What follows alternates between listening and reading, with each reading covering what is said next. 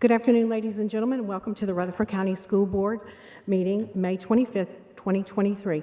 First on our agenda tonight will be the Pledge of Allegiance by Raiden Mendiola from Oakland Middle.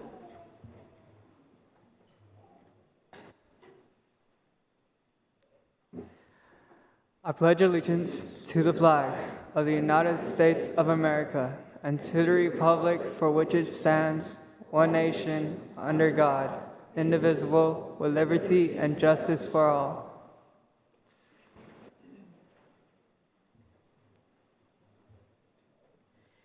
Now for a moment of silence, please.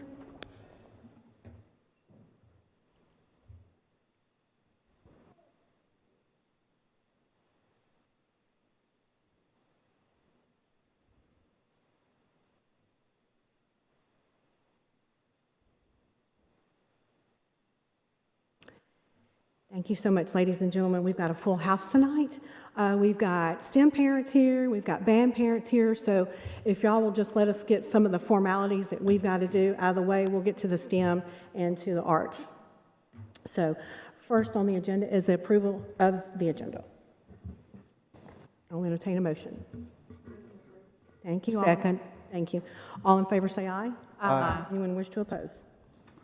Number 2 is approval of the consent agenda. Is there anything that needs to be pulled, or everybody okay with the approval of the consent agenda? I'll entertain a motion. Move to approve. Thank you, Mr. Tidwell. Second. Thank you. All in favor say aye. Aye. Anyone wish to oppose or abstain? Motion passes for the approval agenda.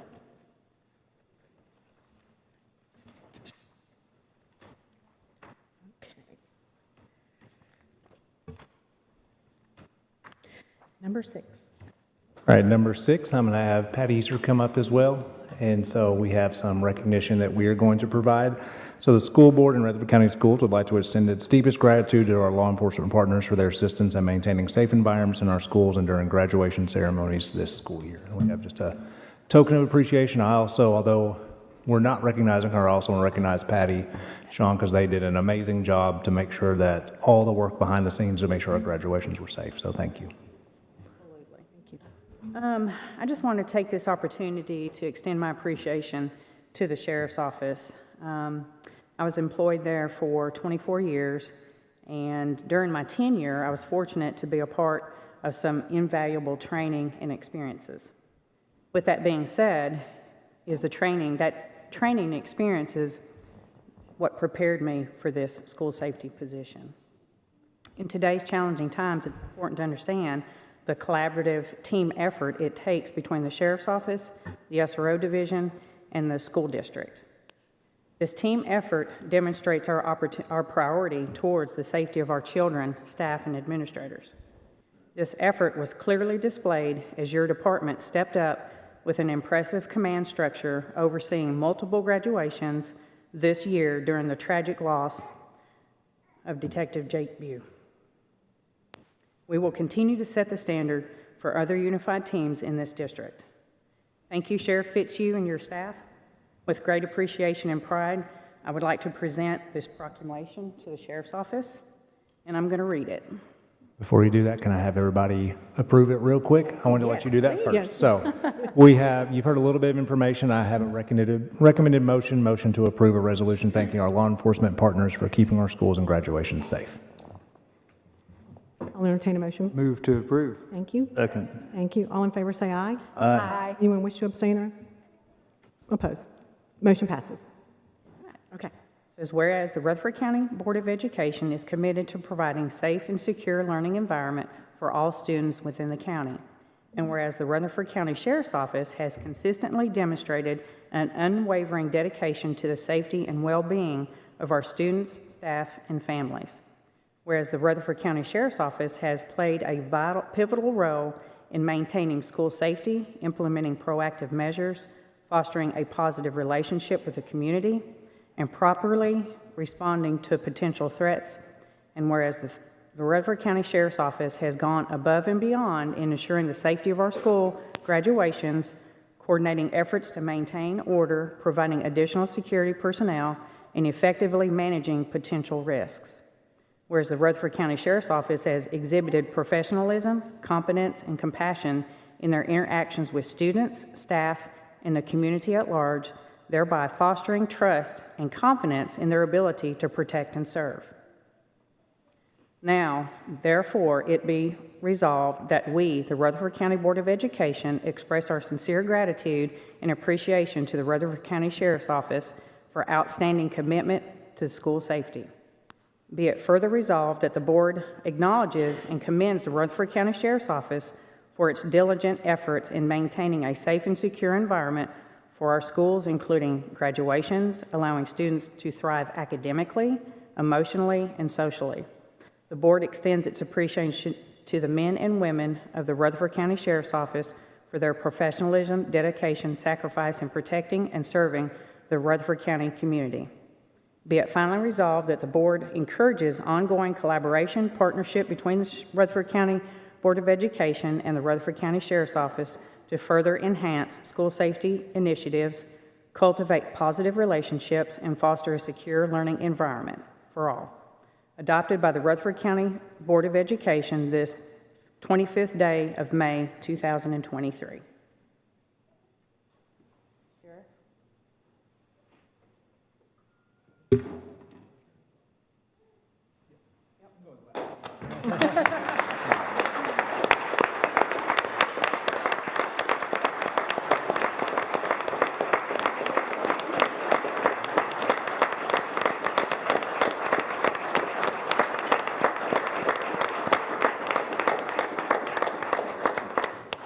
Well, on behalf of the Rutherford County Sheriff's Office, we really do appreciate this. And I've got to recognize our School Resource Officer Program. They came up with the idea that we needed to increase our security. They came to us and we approved the overtime for this. And Dr. Sullivan, I'd like to say thank you because you helped us in that area. We would not have been able to do what we did without you. And Shane, where are you? This Shane Vaughn, Trey Nunley, and Sean Jones spearheaded the organization and provided the security. We did not want a repeat of what we had in the past. And I want to say this to the parents. Your children are in safe hands. Our school resource officers are very dedicated to what they do. And to the school board, I'd like to say I've asked for 9 more, and so far they're still in the budget. So, appreciate that. But thank you very much. Appreciate this.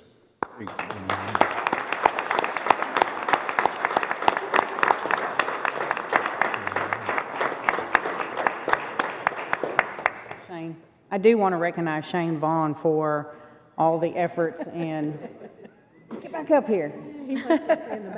I appreciate. Prepared for all this. I know. I appreciate everything that you guys do and always do for me, and I'm glad that we have the partnership that we have. Thank you. Thank you all.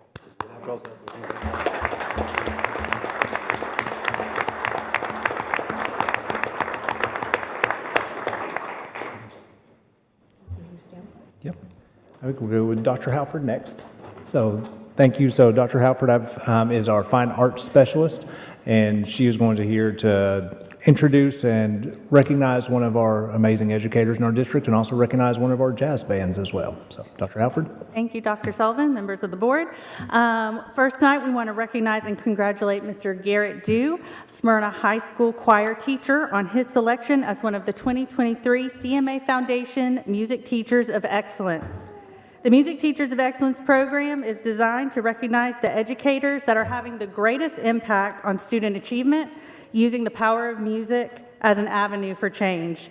And anyone who's been around Mr. Dew and his choir program knows that since he has taken the reins at Smyrna High School, the choir program has grown in number, it's grown in quality, and you only have to spend about 5 minutes around him and his students to know that they absolutely love him, respect him, and he's making a difference in all of their lives.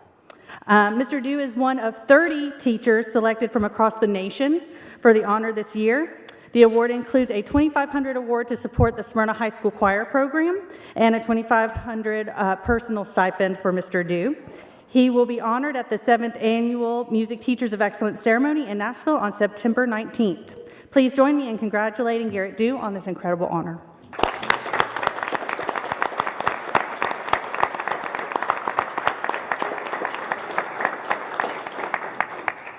And now we get to celebrate some more musical excellence. We have with us tonight the Oakland Middle School Jazz Band under the direction of Mr. Scott Kinney.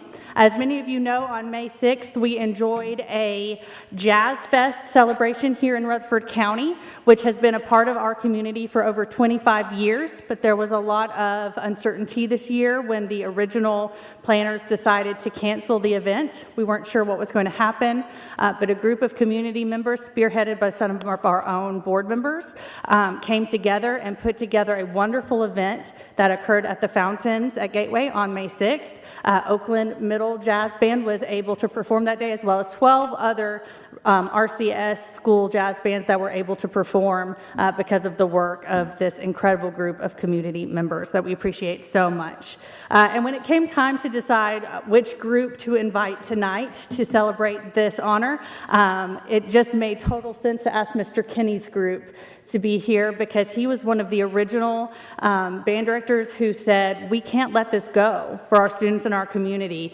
And throughout the process, Mr. Kinney reminded us at every meeting that no matter what the odds were, that the show must go on. And it did go on.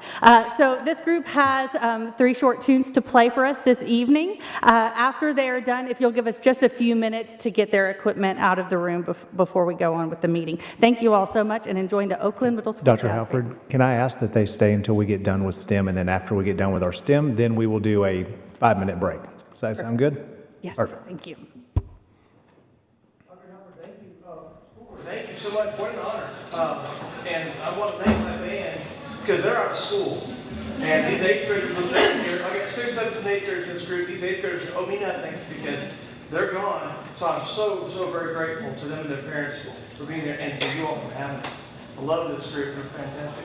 One of my guys, the doctor says he can't play his trumpet, so you're going to have to suffer with me playing my trumpet. I'm no trumpet player, but I will be tonight.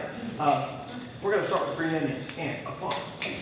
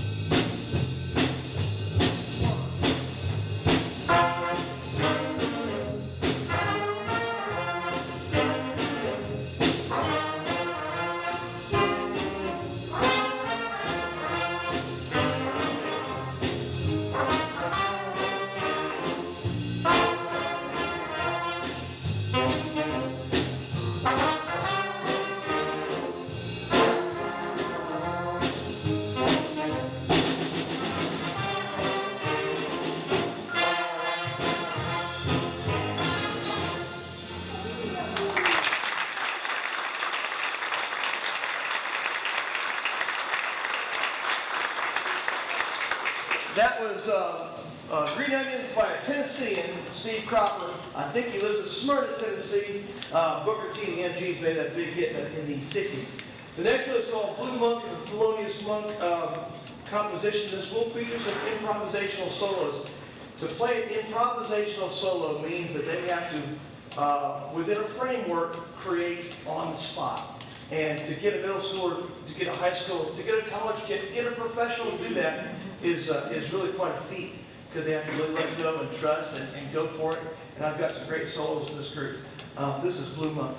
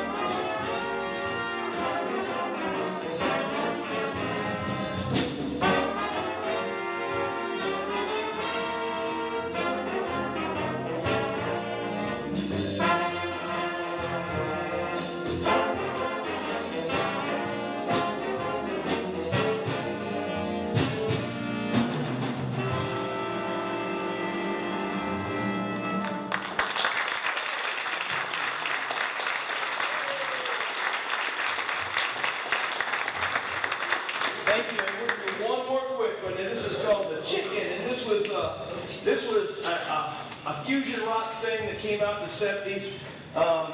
And every bass player in the world, that if they're any good, they know the chicken in it because it was written by a great bass player. And we're going to feature our bass player with some other solos as well. So this is the chicken. Okay, y'all, church, ready? And 1, 2.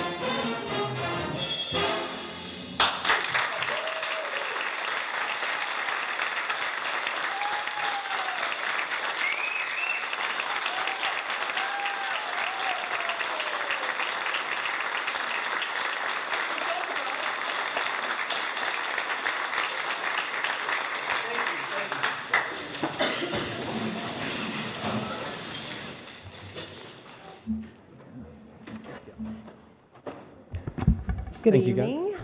Thank you guys for giving me this opportunity to spotlight our RCS STEM Expo and this year's winners, which we'll invite up here in just a moment.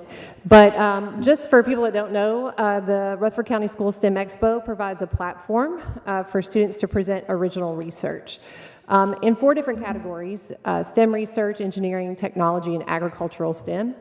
This year, our expo was grades 5 through 12, so we grew in a grade, which was amazing.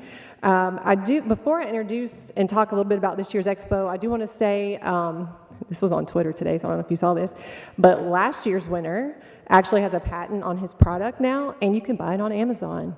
So just so you know, he was a graduate from Central Magnet, and I believe he's at UTK right now, but it's pretty amazing. But anyway, this year's expo was our biggest to date. We had 325 students represented, 167 projects, and 17 different schools represented.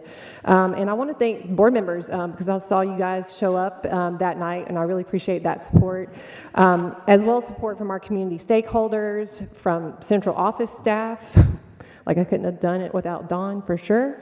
And just our partnership with MTSU as well, providing the location, T-shirts, all the things that they did for our students. So so I wanted to say that, and I appreciate the work for our winner's teacher tonight, Mr. Adcock, who is out in the audience. Hey, Mr. Adcock, and Ms. Stoker, the principal at Siegel Middle, as well, for supporting these students. So, enough from me. Without further ado, Before you announce winners, can I ask one question? Yes, I'm sorry. I know many of our board members got to try them as well, but did everybody else try the ant cookies? I haven't been able to forget about the ant cookies He in said 2 months. ant cookies. So there was a group that actually used ants to make their cookies, which I did not actually get to try one. Did you try one? You missed out on such an opportunity, and my kids loved it too, even though we try not to talk about it every day. That's perfect. Like chicken. Tastes like chicken, yeah. So this year's winners, this is our 5th annual STEM Expo, and they're from Siegel Middle. They received a perfect score, which is first, and they received $1,000, each of them, $1,000 scholarship to go to MTSU, but not until the fall of 2027. I don't think they can miss out on high school for that, but I want to welcome 3 8th graders. Not to be biased, but all females, which I'm super excited about. But Anna Clark, Catherine Lewis, and Krista Cooper with their project Tutor Time.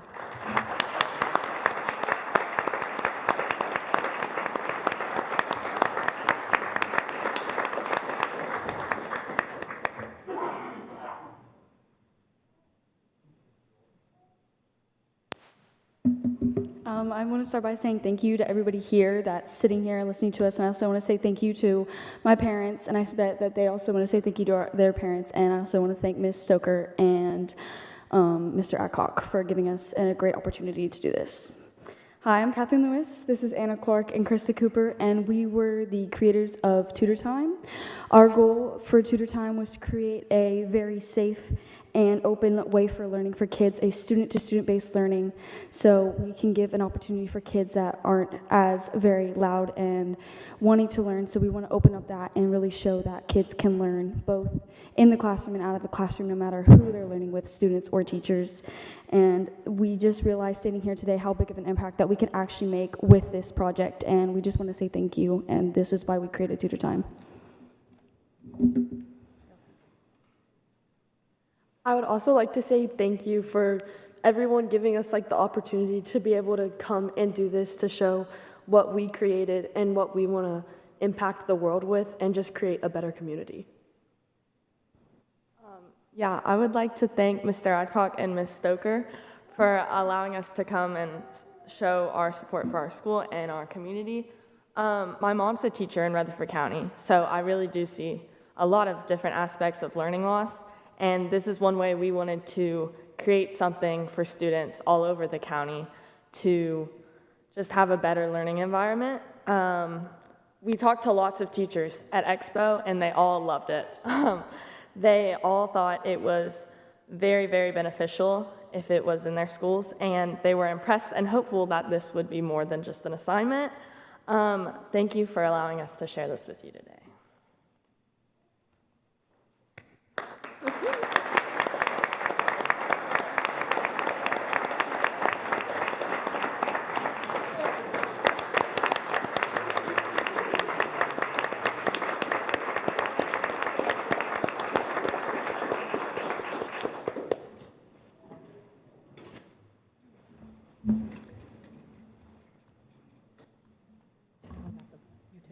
Okay. Parents that are here, once we finish with the meeting tonight, this video will be uploaded on our website, Rutherford County Schools, and you will be able to share it with grandparents, aunts and uncles, and everybody who wasn't able to be here tonight, and can get the whole video on your camera. I know I've done it a million times. So look for it after we finish tonight to be uploaded, and y'all be able to share it. And we're going to take a 5-minute recess to allow the band members to move their equipment out, and we'll be back in 5 minutes. Thank you.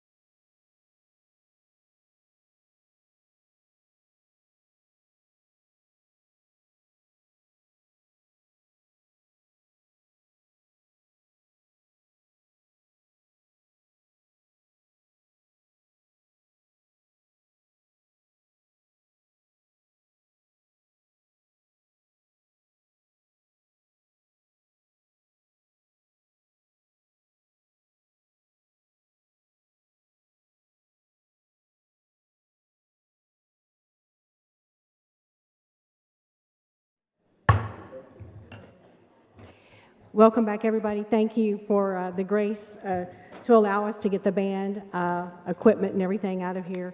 And now you see why the show had to go on, because we have some first-class musicians.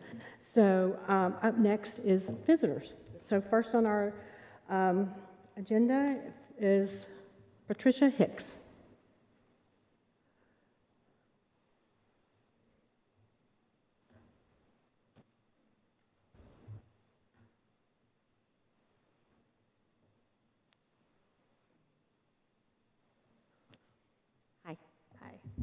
I'm short.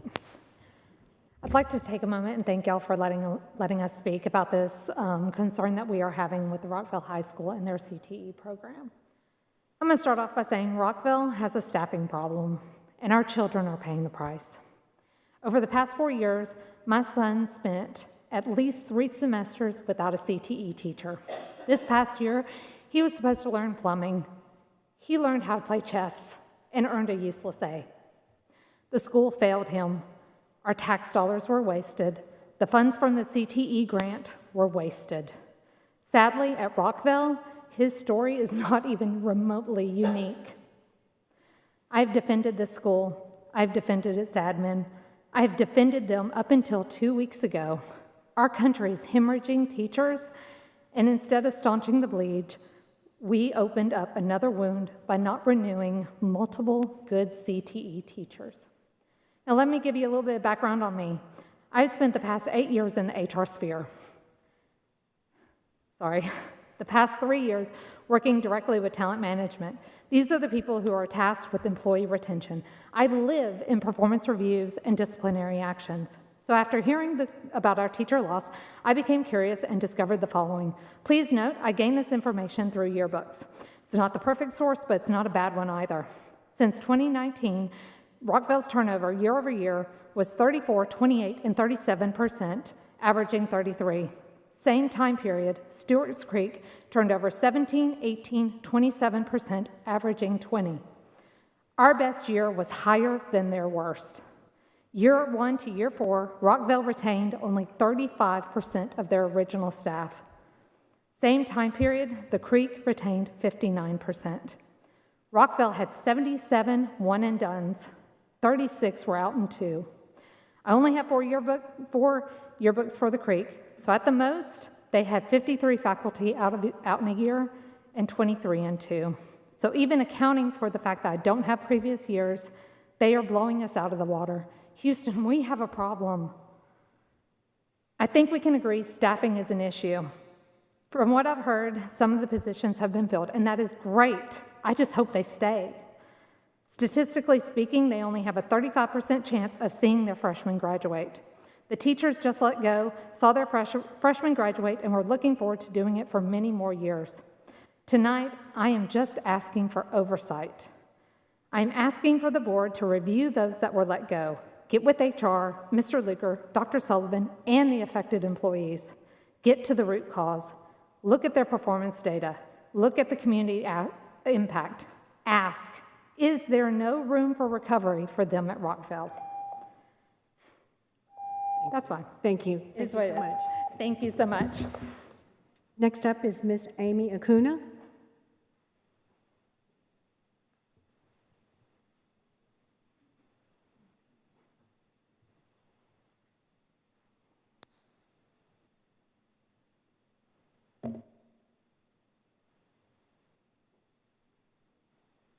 Thank you all.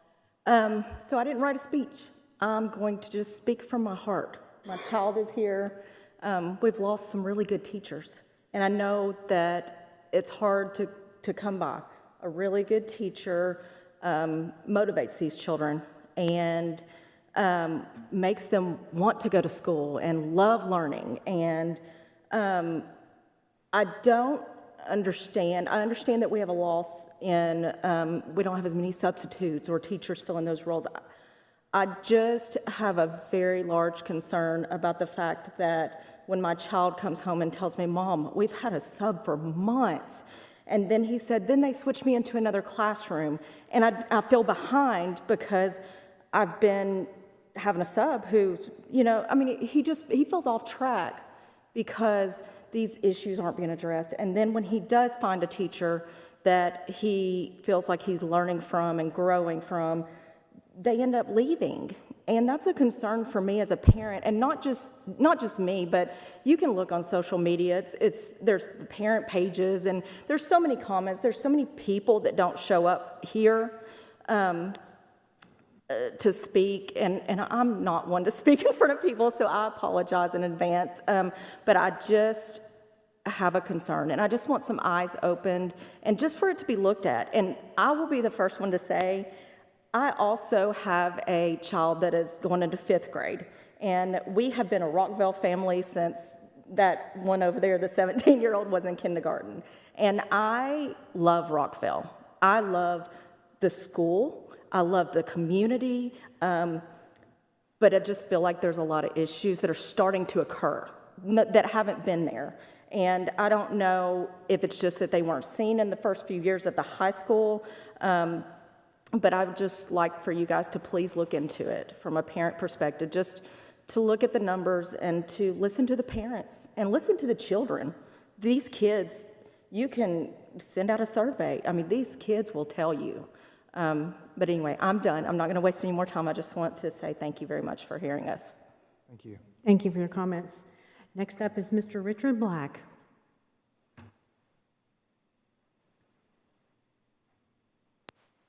Thank you, Tammy. Thank you, Don. Thank you, the board. The reason I'm up here, my name is Richard Black. I'm with the Convention of States. I'm a district captain for the Convention of States, one of them.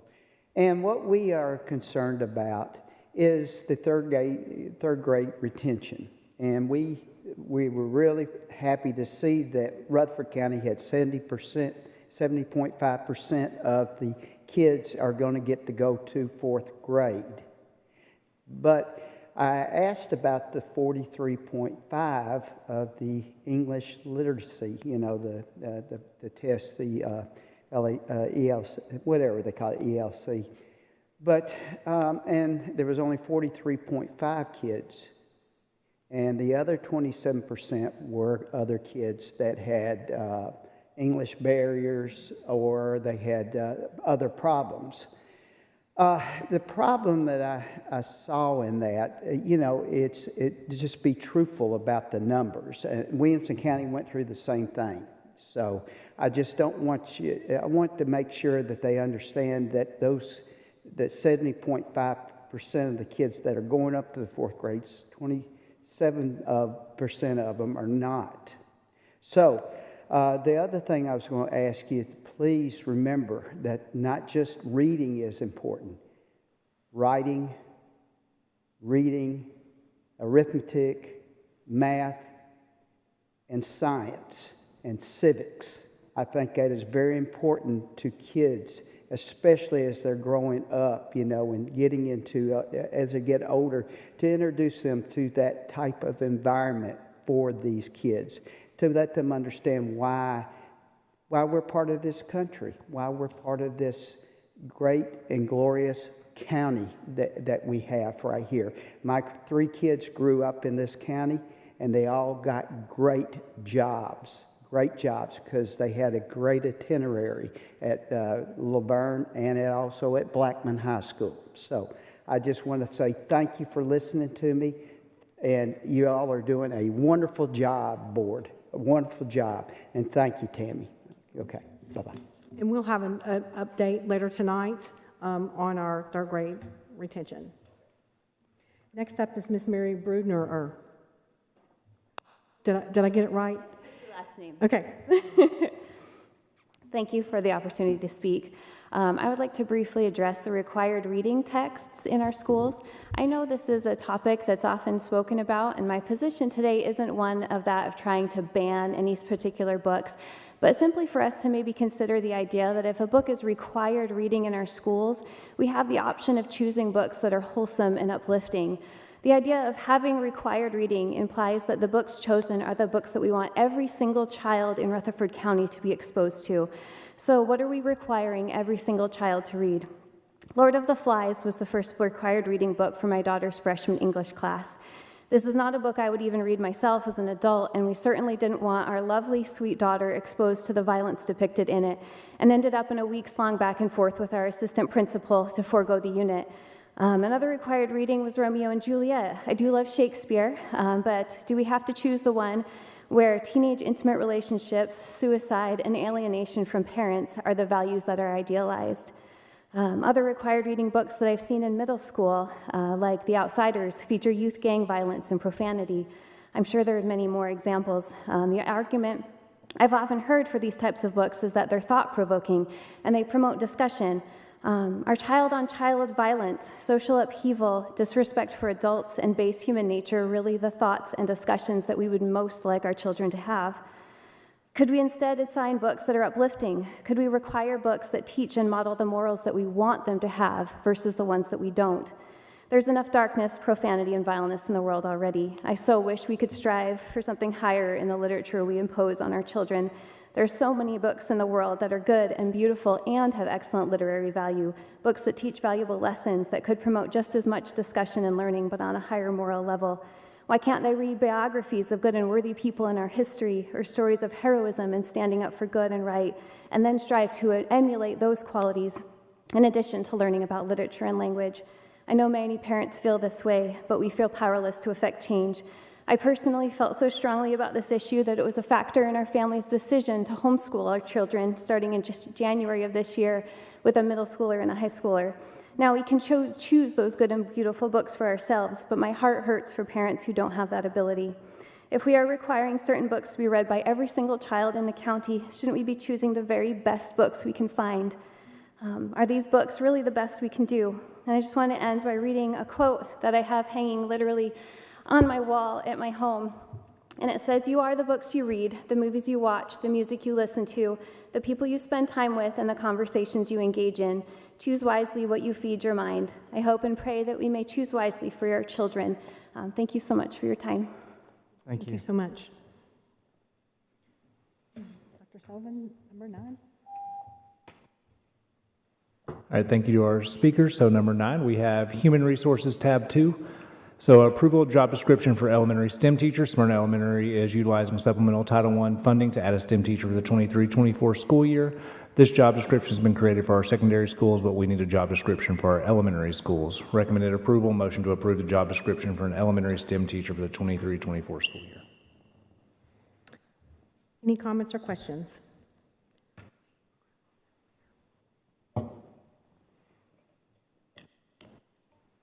I'll entertain a motion.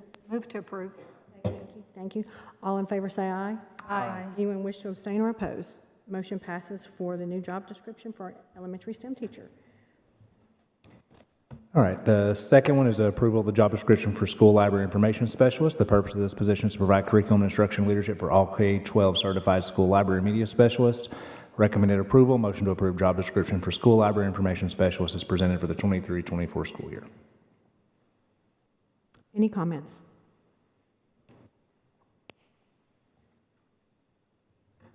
Any questions? I'll entertain a motion. Move to approve. Thank you, Ms. Rosales. Thank you, Ms. Maxwell. All in favor say aye. Aye. Anyone wish to abstain or oppose? Motion passes for the school library. Number 10. All right, number 10, and I did, Madam Chairman, if it's all right during director's update, I would like to address a couple of those. Usually we don't address visitors, but a couple of those are easy things that I can address. if Right, it's and we okay. do have some later in our policies that it's going to address what you were talking about. All right, so legal tab 3, we have an out-of-county transfer. The board has been requested to admit a transfer student from another school system under discipline. The student was expelled for possession of marijuana. According to policy 6.318, the board may deny admissions of any student except those in state custody when a student transfers from another school system while under suspension or expulsion.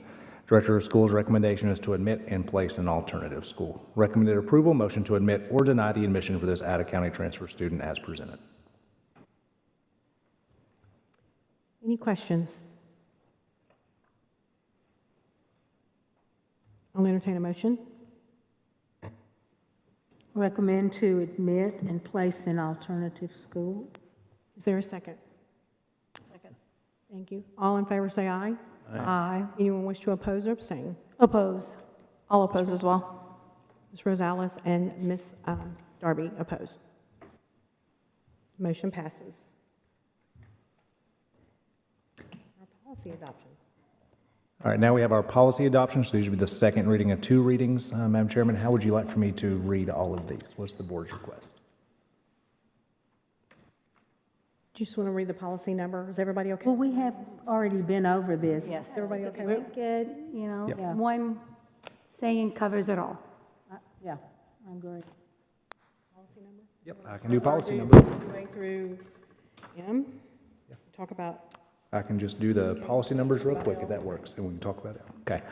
All right, so policy changes: A, policy 1.021, B, policy 1.405, C, policy 1.501, D, policy 1.800, E, policy 2.805, F, policy 4.100, G, policy 4.2001, H, policy 4.205, I, policy 4.212, J, policy 4.402, K, policy 4.403, L, policy 4.801, M, policy 5.117, N, policy 5.119, O, policy 5.0351, P, policy 6.204, Q, policy 6.3001, and then new policy, policy 6.313, spectators. Recommended motion to adopt the above policies on the second and final reading as presented.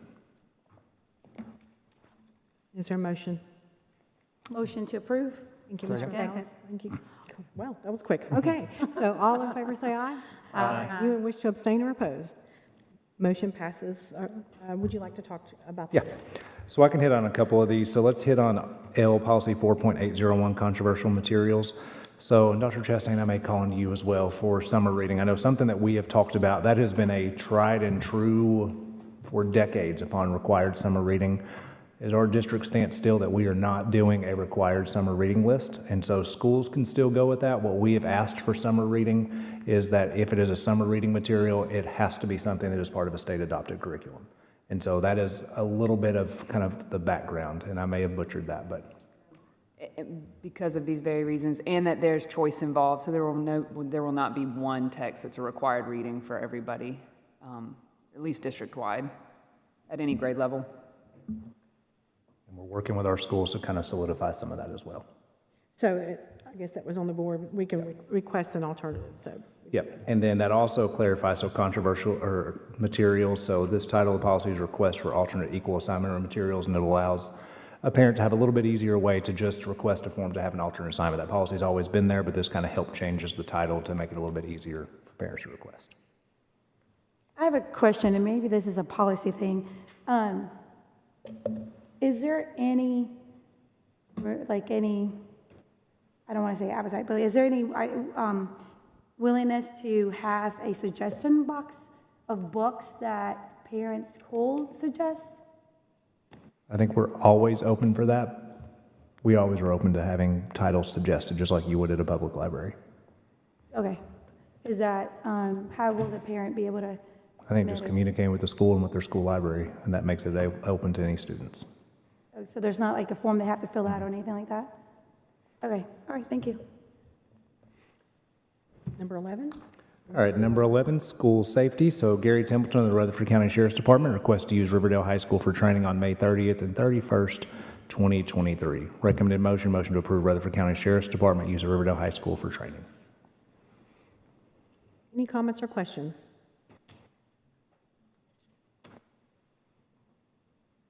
I'll entertain a motion. Move to approve. Thank you, Ms. Maxwell. Thank you, Ms. Darby. All in favor say aye. Aye. Anyone wish to abstain or oppose?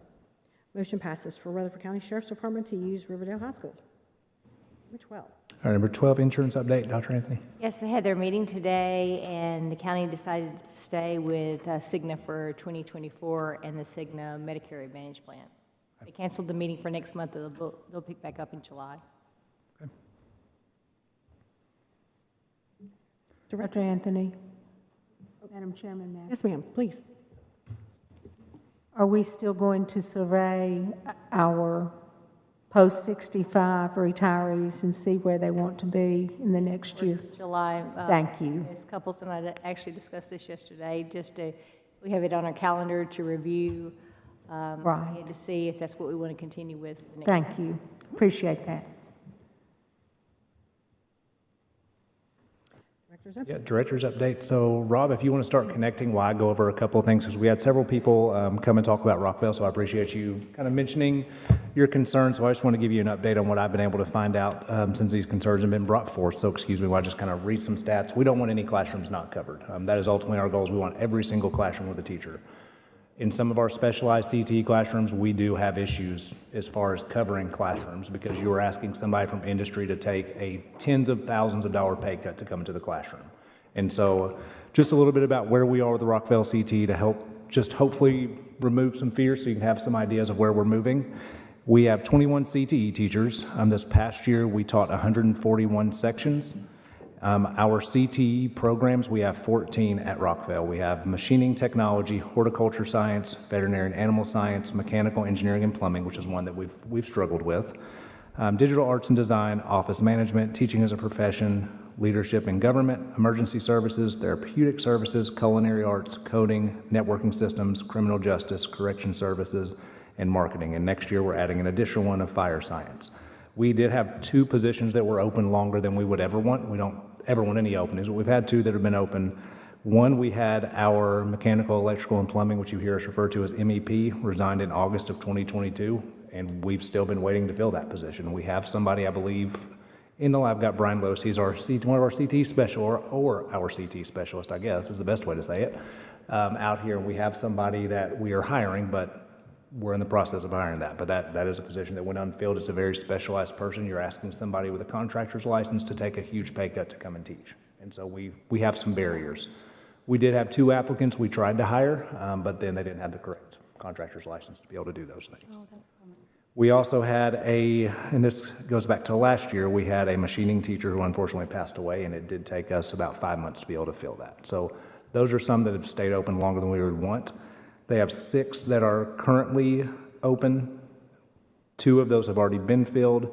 4 of those have applicants, and I want to thank our board for especially our certified salary schedule, because that has allowed all of our schools to have more applicants than we've had in a long time. So all I can't help things that necessarily happened in the past, I do feel confident about where we're heading and be happy. We've talked with a couple of our parents as well and our principal to say that we're happy to set up a meeting and see what can we do to make sure our students get what they need.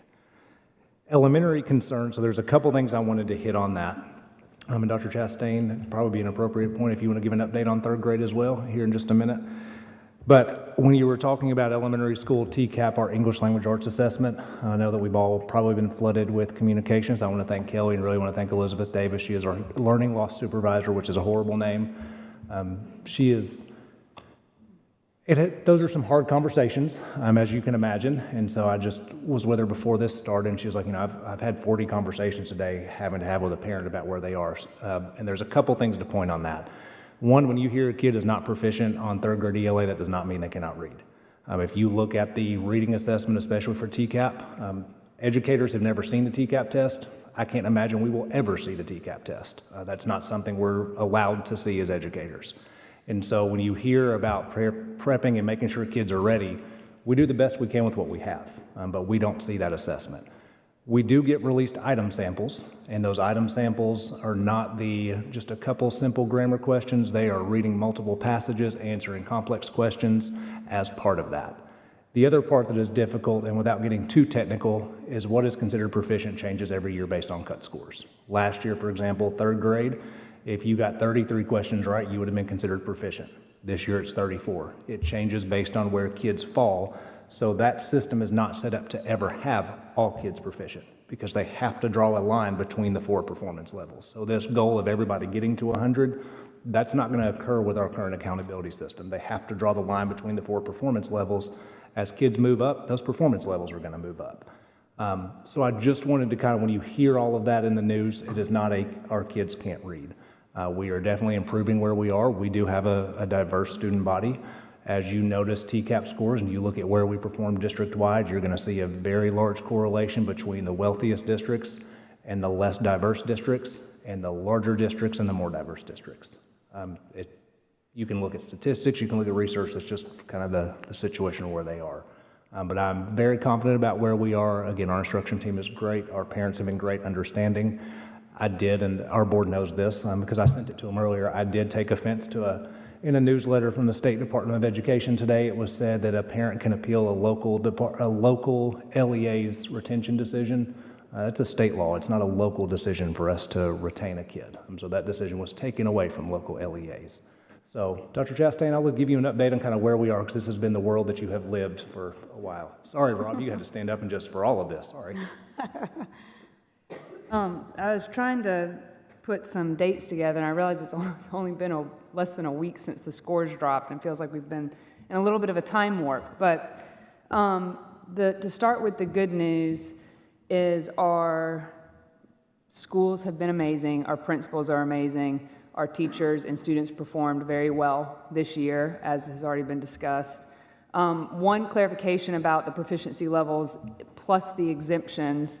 Those exemptions are in the law for a reason. Those exemptions are there so that we aren't unduly harming children that have whether it's a disability or they're trying to acquire the English language, they've been previously retained. So there's a lot of dyslexias in there. So there's a lot of different facets to those exemptions that are based on research and that we know that's what's best for kids. So that's why it does get lumped into that bigger number, but they all have unique things that are providing that opportunity for them to go to fourth grade. So as far as our updated numbers, we're sitting really, we are going to be closer to over 90%, I think, within the next couple weeks. I'll be able to give you even better news.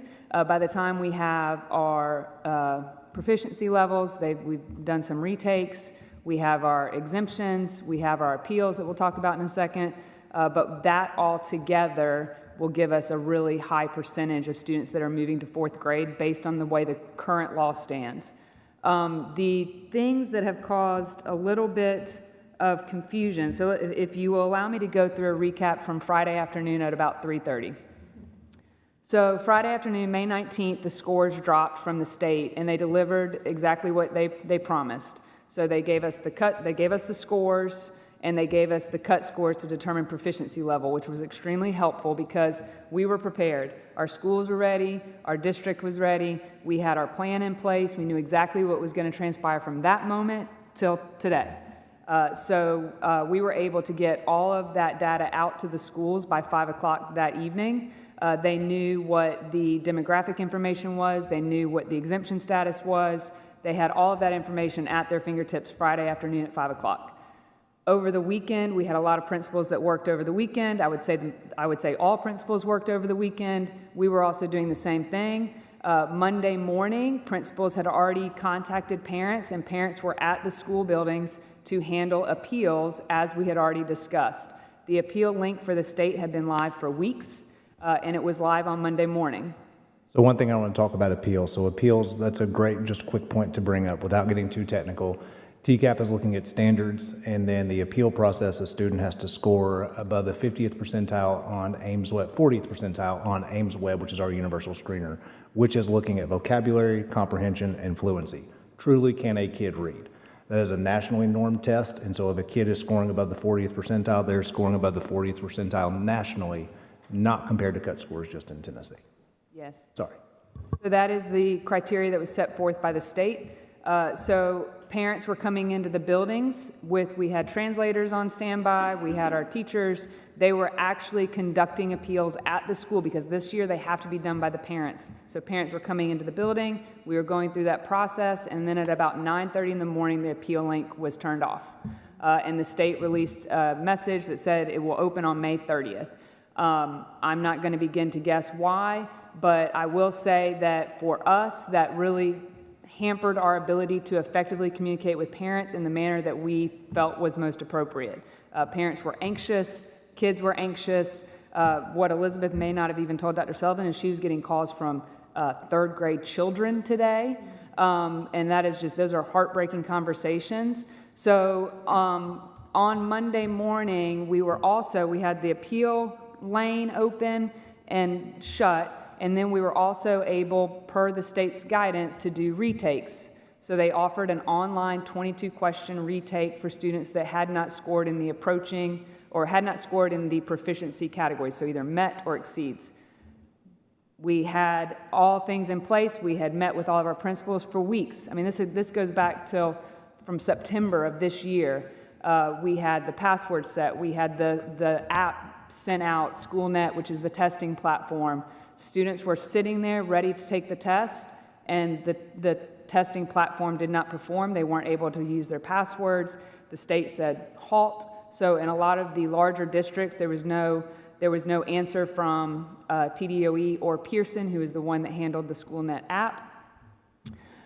So no retests were able to be conducted on Monday, which again, now that's a full day now that parents are anxious about where will my student need to be come June 5th when summer camp starts. Tuesday, thanks to district assessment people like Kevin Whittington and other districts around that were facing the same issue, they banded together. Still no answer from the state, still no answer from Pearson.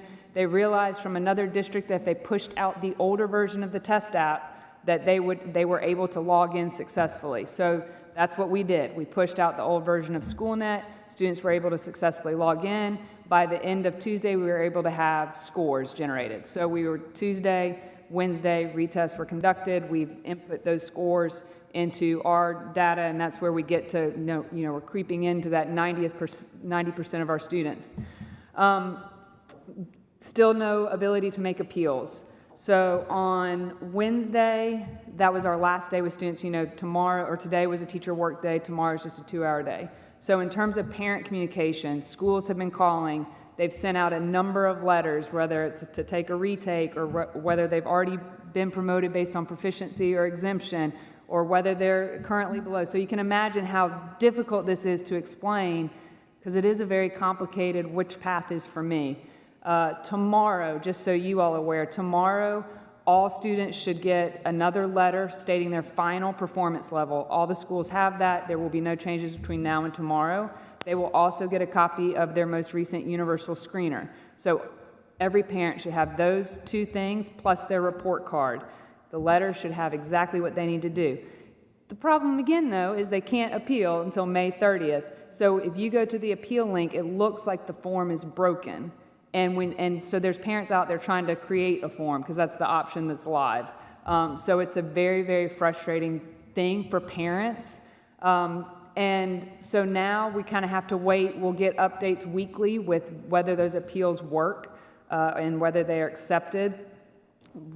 To give you, to end on a little bit of good news, and again, this is a huge testament to our team and our teachers. We are very fortunate in Rutherford County to have already had a system in place for our summer camps.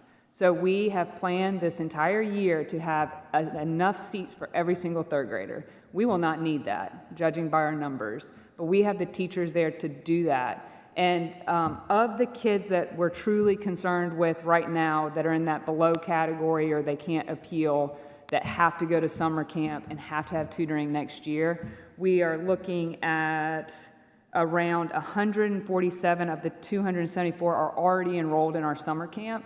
So that's a manageable number where we're making those calls. And we are going to update that daily starting next week with enrollment to summer camp. I know Elizabeth's already enrolled many more that aren't included in that number. So I feel very confident with our plan.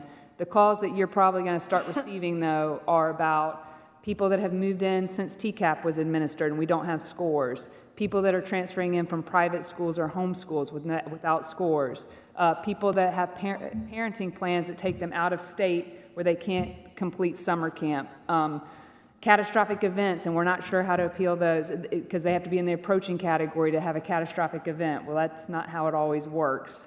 So those are the things we're just trying to work through. But at the end of the day, I want you to remember that these numbers, like these are actual 8 and 9-year-olds that have sat there and it is very anxiety inducing to think about what that's like to go through those final days and feel like, was I a failure? Because I can read, but this isn't what this is supposed to feel like. But our principals have been amazing. Our teachers have been amazing. We're gonna be okay come next year, but it's been a process. This is like NASA level stress. Thank you for everything. I do have a question. Out of that 147, how many of those kids do we pass our regular schoolwork during the course of the year? That's a really good question. That is not in my spreadsheet at the moment, but I will say that these students, when we were running templates for report cards, because on our report cards it has on the bottom promoted to in the next grade, we had to remove that because these kids were promoted based on the grades that they earned this year. So to answer your question, we've always had the ability to have conversations with parents and teachers about possible retention decisions, and principals are used to having those conversations. But when we do retain a child based on performance, there's a full list of things that they have to take into consideration, from emotional well-being to what changes the following year to make sure they score, in a higher category, that's a more successful option. But most of these students that are at risk of being retained did score well enough during the year to be promoted. Unbelievable.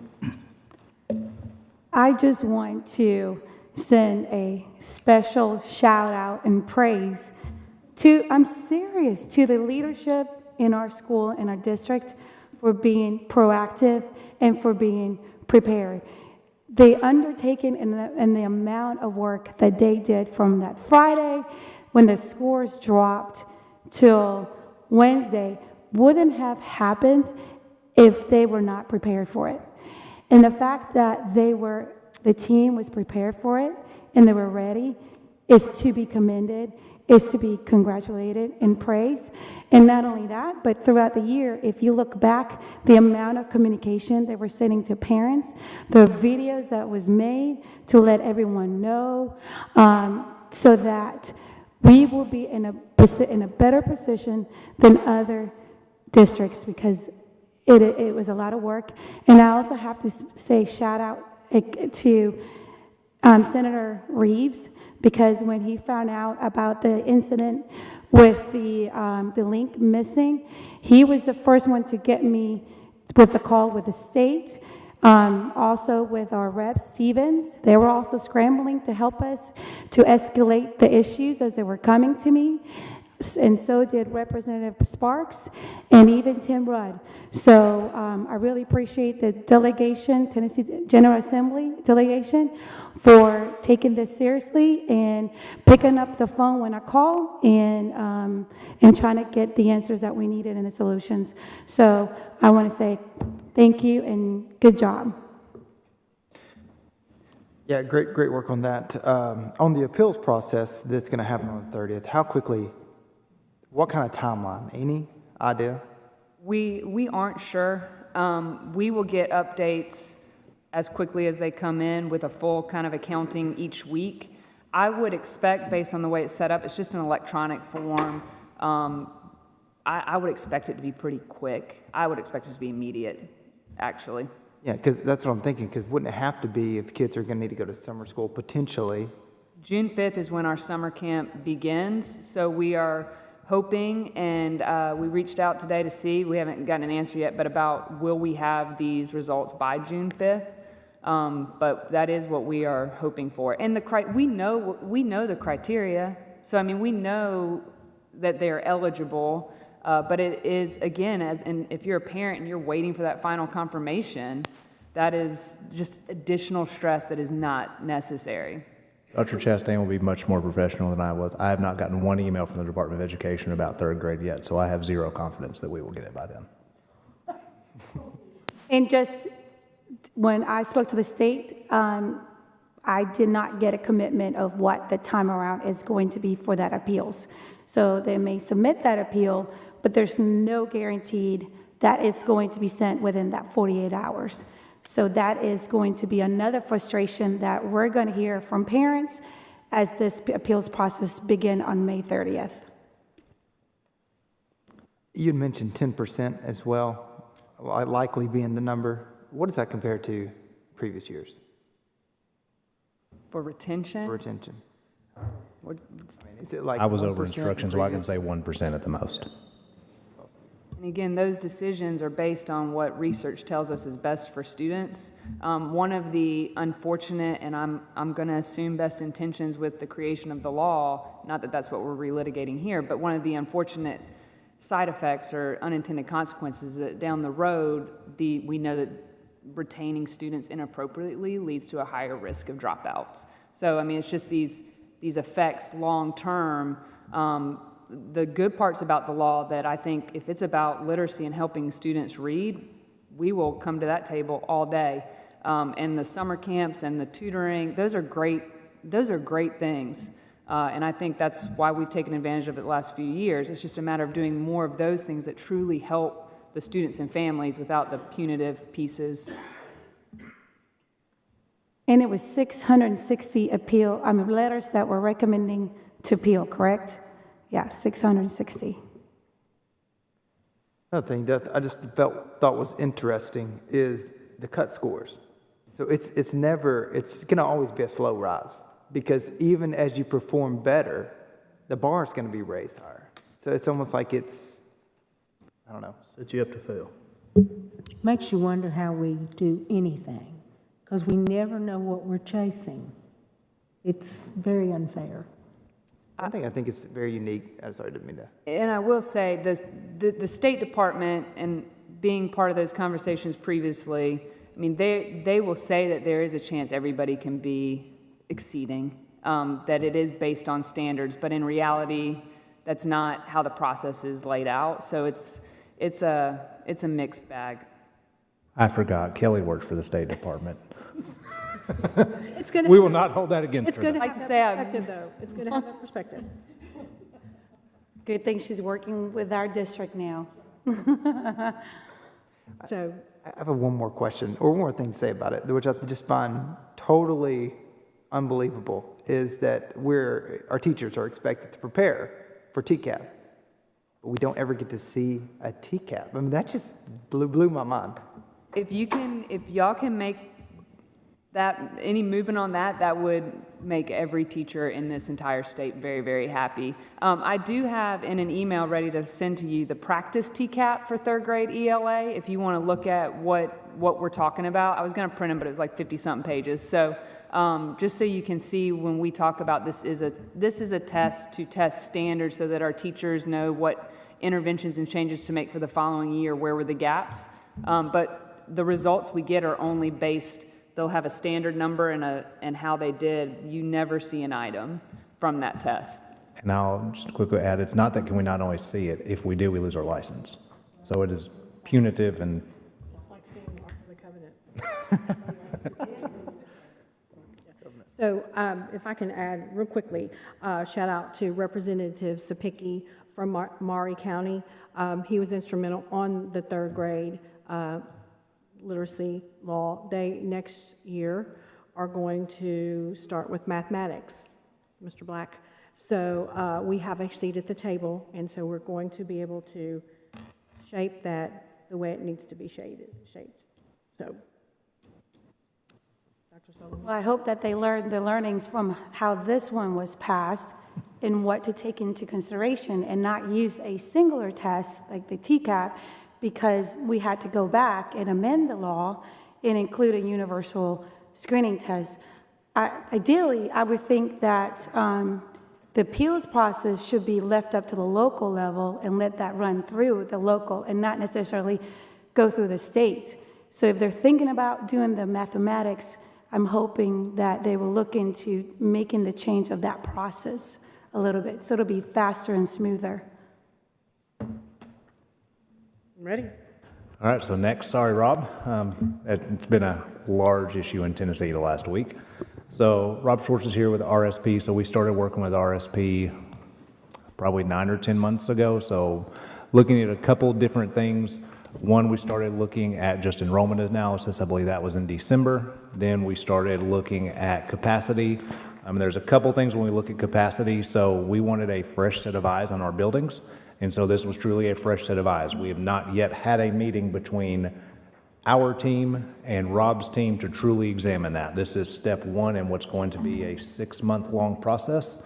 I've had several county commissioners call today already asking what we were doing looking at zoning.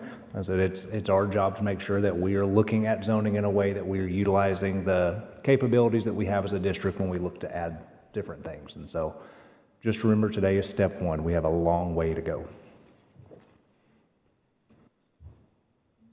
I may have to routinely touch the computer up here. Sometimes it doesn't work. Hey, good evening. glad to be with you this evening. Tonight, there's really two pieces, and I debated which piece to do first, and I decided to go with the boundary discussion, more so because I need something from you all to be able to set things in motion as we move through the summer. The second piece, which will be about the capacity of your buildings, that's more informational and really for you to understand how we're working towards what Dr. Sullivan just mentioned. Here's these numbers, here's, as we looked at that, here's what administration is seeing. How do we come to a number that maybe best represents what's really happening in those buildings? And that's fully expected in this process. There's lots of things that when we talk about capacity, I hope you'll see it's very fluid, very dynamic, and can go in very different directions based on some of the decisions administration can do. So as we jump into this boundary discussion, I did place out in front of you a website. So if you get your phones out and log that in, I will have 3 questions in this first part that I want to collect some information from you on with respect to what we're going to be doing with boundaries. So nothing that can't change as we move through the process over the summer and into the fall, but I really just wanted to have the ability to know what you're thinking about some of these particular components. Rob, if you don't mind, because I want to make this clear to everybody watching.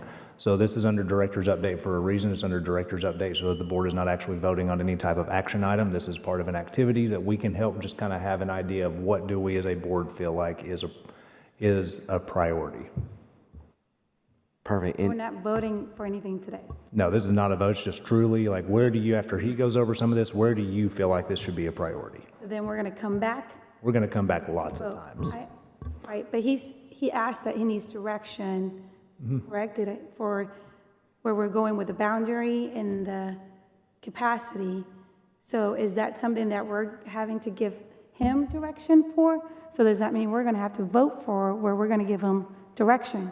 Is that correct? Yeah, let me clarify when I say direction. All right, thank you. So I know within the framework of what we're already going to be doing, some of your thoughts that may help play out. And if we can hold whether you come back for that after we have this discussion, there may be reason that you as a board say, hey, we would like to have this for some sort of vote.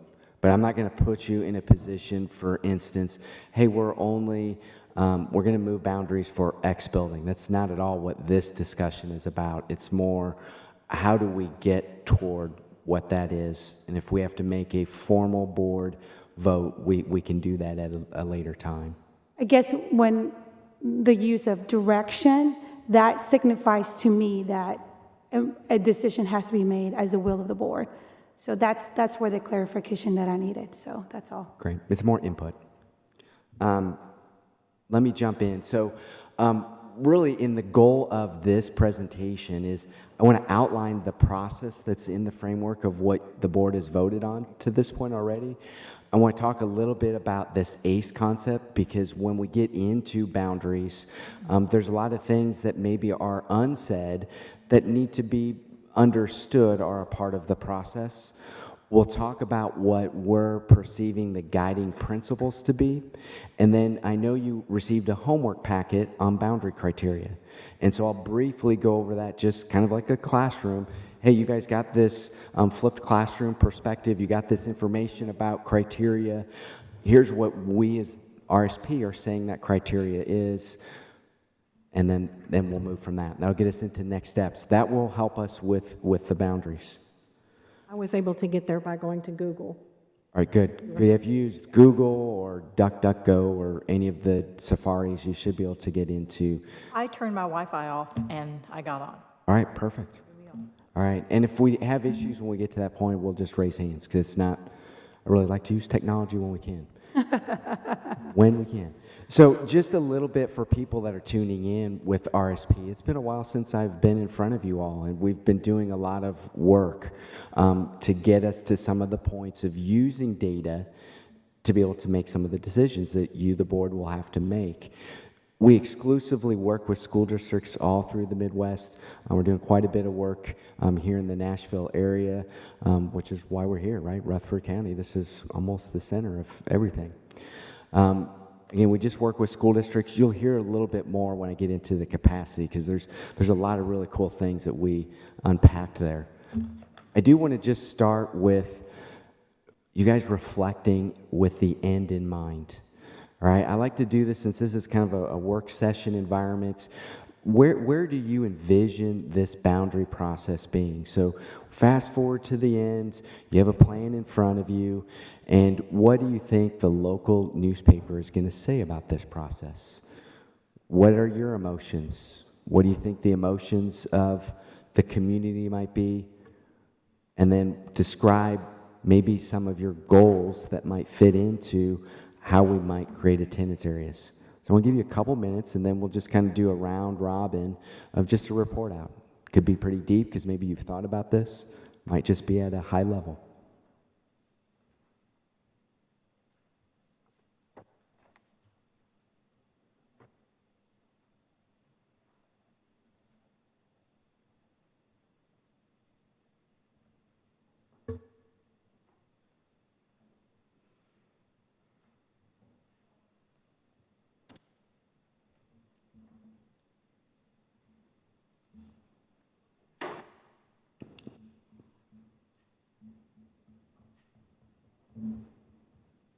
We're unusually quiet tonight.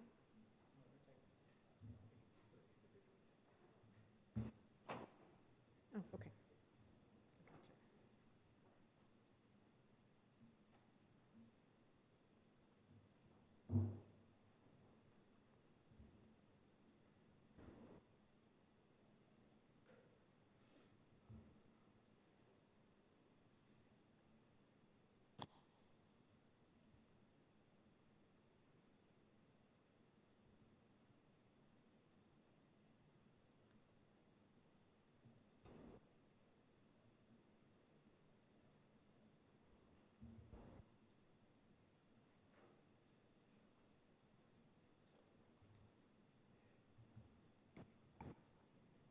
You have about 1 more minute.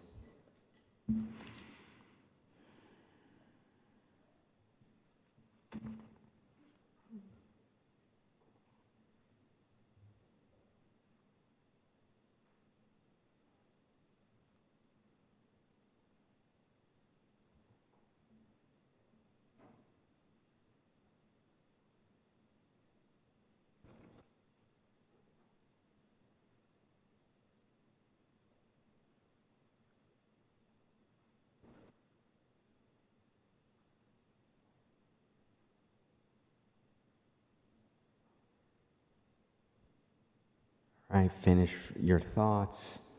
One day when I'm retired, I'll write a book of the funny items I've heard from board members. I've shared some with Dr. Sullivan already. I'll just start with my left, your right. Just some general thoughts of what you're thinking as it pertains to the headline or your goals for what you may see at the end. I hope that our headlines read that we've come to new boundaries after many hours of working and decision and looking and thinking. I've been on the board for a little while, and I know what it's like to rezone. And it's one of the most emotional experiences that you can possibly go through. So I'm hoping that our paper recognizes us for going through this emotional experience to get to the best thing for our students. Is it on any of these 3 things or just the first one? Any of the 3 you choose. I anticipate that the emotion, not that there's so much emotions, but for me it feels overwhelming. We're not going to be able to please everybody, so you just kind of feel like you're in a no-win situation. I do believe the intention of everybody sitting up here is to do what's best for our students in our district. And I would say I know I'm hoping that we are going through this process to keep from having to rezone for an extremely long time, if ever again. to prevent students from being moved from one district to another every few years. That's really, that's what I'm hopeful for the outcome of this process. I would like to think that the headlines would leave that we took our time and that this was fair, and that for the first time in a long time, we really were fair. But honestly, I'm going to tell you, someone who comes from one of the older schools is in my zone, and they lost students 3 times in the last 10 years. I would hope that we would make sure that all of our schools are left healthy and in strong positions, because I don't think we've always done that. And that's why I'm very optimistic. I'm a little nervous and anxious because this is a huge deal. We're setting the groundwork for years to come, and we need to make sure we get this right. So this is the most important. Everything we've done up to this point has been important, but this is very, very important, and we need to get this right. I agree, and it's grueling for the parents and the children. There are children that have moved specifically to this area to go to certain schools. I know, just by talking in the community, at the vet, one of the young ladies, she and her sister moved from her parents' home to an apartment to be able to stay at the high school that they intended to graduate from. So it's grueling. The really hard part about this is that we're still growing, and to me, that target is always moving because we continually add students. And I don't know that there's going to be an end to the growth until we've just absolutely built on every square inch that is in Rutherford County. So that's, I just reiterate what everybody else said, and it's, for the new school board members who haven't been through it, it's grueling. I would rather have a root canal with no Novocaine. It's, and I don't mean... That might be what the headline reads. Yeah. I think you got it. Yeah. I mean, it's just, it's grueling for the parents and for, the students and the teachers, because you have people that are invested in these children's careers.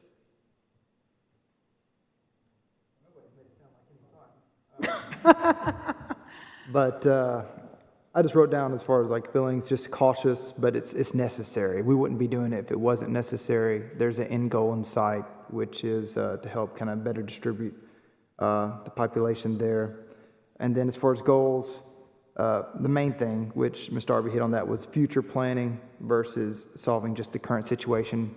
I think that was pretty much the main goal for having you guys in, is to help us kind of get ahead of the curve, so that we are not constantly having to relive these wonderful experiences. So I'm on the receiving end of being on the neighborhood subdivision that has been rezoned multiple times within a 2-year in between each one. So the feeling of the anxiety and emotion of heightened, and the word we're going to rezone is just really there. As far as headlines, that's frightening to me. Can't think of a headline right now because the emotions of going through that is still pretty raw for me, living that with my children and experiencing that with other parents in my community as well. So really, the end goal, which a lot of us are hitting at, is sustainability. Are these new boundary lines sustainable for a length period of time? And that is going to have to be with projections. Projections are going to be it's going to carry a lot of weight on that in making sure that these new boundary lines are sustainable because we projected adequately. And I think that's been a miss. Nothing against anyone that's worked before, but I think that is an area of opportunity. I'm just going to say it like that. The ultimate headline for Rutherford County Schools have eliminated all portable classrooms. I knew you were going to say that. That was going to be your headline. That's your headline. No more. And as far as goals, I can't say anything that hadn't already been said here. I mean, it takes all these things to try to achieve this goal. Sure. All great comments, my scribbles. I'll type this all up, and you guys will have this for your next board meeting. Let's talk a little bit about the process that we've mapped out. And so this takes it from that contract to a visual of what this is going to look like for you all. So it's a legend of many colors. And it's that way for many of the reasons that you've suggested. It's going to take your administration, which is the pink area of this legend. It's going to take us as the consultant that have been doing this for 20 plus years, taking our expertise and helping roll this into something that'll be manageable. The orange part off to the right, that's the most important. Right? Once we get some sort of plans for what this looks like comprehensively through your entire system, what is the feedback from the community and how can that roll back into the conversations of what can change? And there may be things that we get into where it might be phased. It might be something that as we look at areas that have moved multiple times in a certain time periods, if they have to move again, hopefully that doesn't happen, but if they were, that maybe there's some sort of conditions that kind of soften what that negative outcome or impact might be. Ultimately, everything's sandwiched between the blue boxes. You're the Board of Education. So you're starting this out and you're going to finish this. And you're putting your confidence and trust in RSP and administration to work through all the different nuances that's going to create a plan that's going to address everything that we're going to talk about this evening with guiding principles and with the process framework. So on page 9, I kind of dig into a little bit more about what whose roles are in this process in greater detail than what I just mentioned. So you can go back to this to review this. The attendance area on page 8, that's just that just is not 2020 and 21 school year, right? That was just a typo. On 8, page 8, yeah, on the blue bar. And Oh, sorry, I have 8 on mine. So you're 9. Mine says 8, but it's 9. So on the blue bar it says 20, yeah, blue, it'll 21. be That's for, a typo. yeah, that's a typo. That'll be like 24, 25 in all likelihood. Good catch. We already want to put it in your past. So Past that, yes. ACE. So this is one of those concepts that I want the community to understand is unsaid, but very much part of the process. And the first is academics, right? Wherever students are going to school, they're going to receive the academics that's required at whatever grade level. We do know there's different cultures in each of the buildings. We get into the capacity, the time that we spend in your buildings, wonderful buildings, but there's definitely different cultures that are influenced by the teachers and the students and the community that are around it. And so we have to be respectful of what that is and what that might mean when you make some changes where you're going to be shifting between some of these feeders. And then we have some economics. That's kind of a challenging position. If I touch my computer, if it'll come back on. But with the economics, we can't just build 3 more high schools, 3 more middle schools, right? So when we get into the conversation about can we remove all of our portables, that's going to be, can we really do that? I would suggest probably likely not. But that's the ACE concept.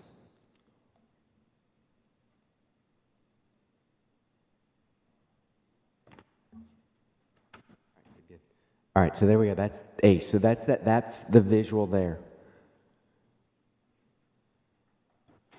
With your poll everywhere that I had you guys go in, what I just described to you was the process and the roles with ACE. I'm going to come back to this question because I have one more item. Actually, let me open it up. Let's see where you guys are at with this. It still has the internet. Let me get my phone.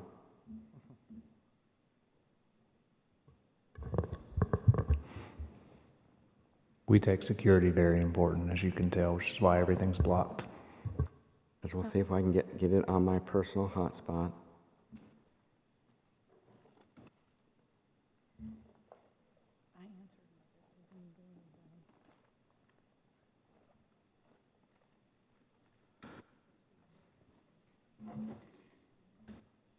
Yeah, is there a button that's supposed to be submit? I didn't. Yeah, once I get this connected, you should be able to do it.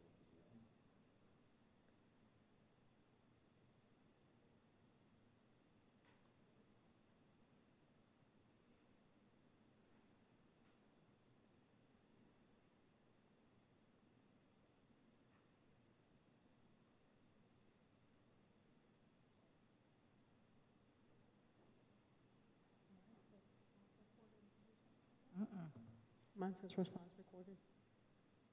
Oh, it did say that. I'm so sorry. Right, if you're hearing a response recorded, it's not connecting to my thing that will display here, but obviously it's out on the internet. So when I open it up here, there's something that's happening there. So if it's, raise your hands if it's been recorded. So you want us to raise your hand if you see the question? Yeah, you would see the question and then you selected a response and it shows that it was recorded. Yeah, so yeah. How can you get into it? Right here.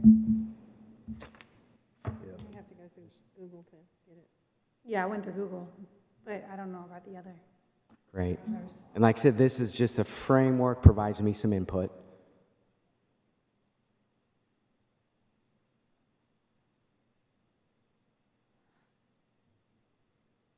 I'm going to move on because you can still answer those questions. So when we started out on this journey, I want us to always keep in mind what enrollment is. So page 13 is just to give us that framework of where we're headed towards this 56,000 students of K-12 students that are served in our buildings. Can I hit on one of a key word that you just said? You said K-12. Correct. Pre-K-12. Well, you're a pre-K-12, but what we're doing with your boundaries is K-12. So that's Yep, so an when you're looking important at those distinction. capacity numbers, we're about 800 above some of that because of pre-K. So just keep that in mind. This includes pre-K? No, it does this not is just include. K-12 students. Can you clarify? I know that in the other power deck, you talked about resize / and attend, and I know this has to do with the students that live within that area, but then there's a dual enrollment with the city. Yeah, with the city schools. So let me briefly hit what those three are because it is Yeah, that'd be important great. because it's Just going as a to refresher. yeah, it's gonna factor into what a boundary could look like. So with the student data sets that we've received from you, with that address, we know with the reside, that middle row, do they actually reside in your district? So that's that middle row. The bottom row attends, we know based on the student data that they're attending a building. And so which building are they attending based on those grades? That's attend. The reside / attend is they actually reside and attend based on that zone. Now, what is different is with the Murfreesboro City Schools, with them coming into the system in the secondary or sometimes sooner, what we've categorized is those areas, those growth areas, those developments. We know there's kids, and when they come into the system, they're going to be at the secondary, they're going to be assigned a secondary building, so they'll be part of that reside number. If they're in an elementary and they're physically residing, which would be outside your district boundary in the city schools, we're going to classify them both in the reside and the attend, so that way when we come out at the ends and we're totaling everything up, the reside and the attend are going to be equal. But we know where those kids are coming from. But very important question. We will probably highlight this on almost every meeting that we have with numbers, because we're going to have to do some things with where programs are in your buildings and where programs are not to address that difference between reside and attend. Yeah, because that's going to really impact your middle school numbers quite a bit. It is, and they're In in sixth grade. they're in our information because what we tried to do was our conversations with the city schools was to understand the number of kids that were in the queue already. And because we had meetings with the city to know where some of these developments were, that kind of gave us an indication of what we can expect for growth or change with those data sets coming in. Because again, we have to plan for that. Can I ask for our 22, 23 numbers, like, I guess, what date did you pull those numbers from? Yeah, great question. So it would be what I would call the fall housing counts. So that official count in fall that goes up to the states for, I think, the last 7 years might be of data sets that we have. So we know that there's growth. So that maybe a point you're trying to get at. We know there's growth in your district from that official count day through the entire school year, or there's this migration change. The cool thing about what we're trying to do with your projections is forecast from that official count to that official count, which is how you try to staff. As we go through some of these cycles, let's go out 3 cycles that we will have done this for you in an enrollment analysis. We can really start to delve into how do you staff for some of these buildings, to I think a comment over here about having good, healthy buildings that are not too full or not full, and we'll get into some of that with capacity. So this number, the 49,594 for the 2022-23 is just not too off, but it's slightly off from the numbers we were given back in September 2022. It's not going to include pre-K. Yeah, no pre-K there. Yeah, but this one's lower. This one is because you need to add, Oh, pre-K is not in here, so that number represents pre-K. when we talk about Gotcha. total enrollment, we're including pre-K. In the data set, Okay. for us, we do them on 20-day increments that we report to the state, and the third data set, the third 20th day, is one of our most important for Okay. funding, so it would have been right in the middle of November. I guess my point was just for our 22, 23 numbers, they're actually higher than what's here because this was Yes. taken from the beginning of the school year. Right, and they don't include pre-K, and we're including pre-K on our capacity numbers. Okay, that makes sense. Correct. Okay. I have a question about just the projected enrollment numbers. So it looks like we gained like 2,200 last year to over 2,000 last year. And then there's projecting of 1,700, 1,500. Are you guys doing like an average? No, so a good thing to do for some additional homework would be to go back to the enrollment analysis that I had presented to you guys. Gosh, it's been, what, 6 months? In December, so almost 6 months. A good review because you'll get into all of the different data sets that we looked at, from development, live birth, migrations, anything we can get our hands on to try to say, here's what this impact of growth might be. And then when we come back this fall and we have your official count, we do another enrollment analysis. The assumptions that we've made, let's say for growth, because there's some places, literally with the time that we were coming back looking at buildings, I'm like, there were no streets there. There were not even, I didn't even see flags, and all of a sudden it's out. Yeah. Right? So how quickly did some of this develop, and what are we yielding for kids? Oh, there's developing happening right now. Oh, yeah. That was not there when you started that For sure. analysis in December, that already they have houses now. For sure. So yeah, go back and look at that report, because you'll see like the growth area map. And back then I said, this is going to change, because as the people who own the properties go through the development process, some things will happen faster, some slower, and some things that were not even anticipated. Very, very good. So some of the guiding principles that we're saying are definitely things that should be considered.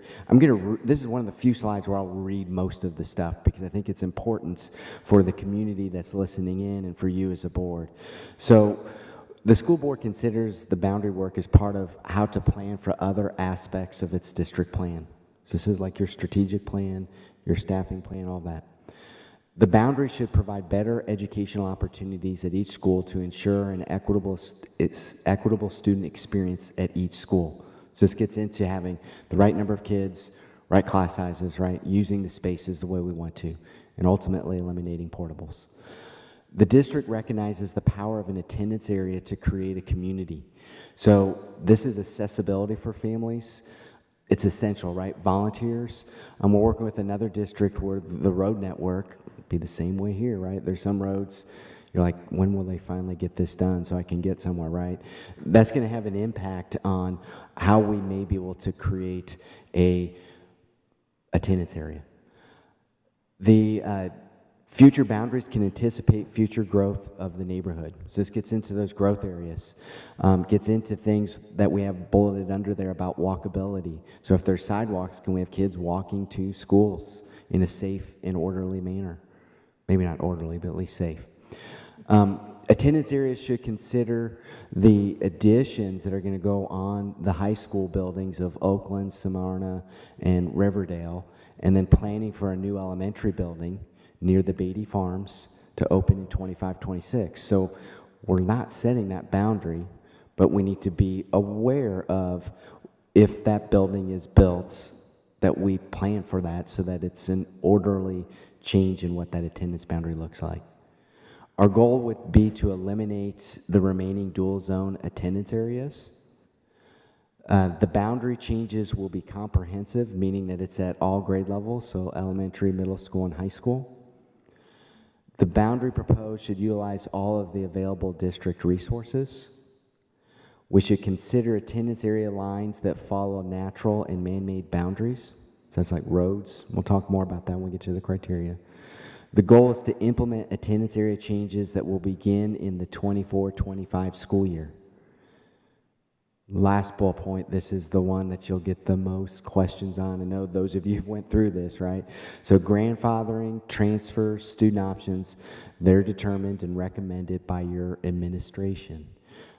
This might be where I already, in my prelude, maybe there's some phasing to this. Maybe we can't do all of the changes all at once.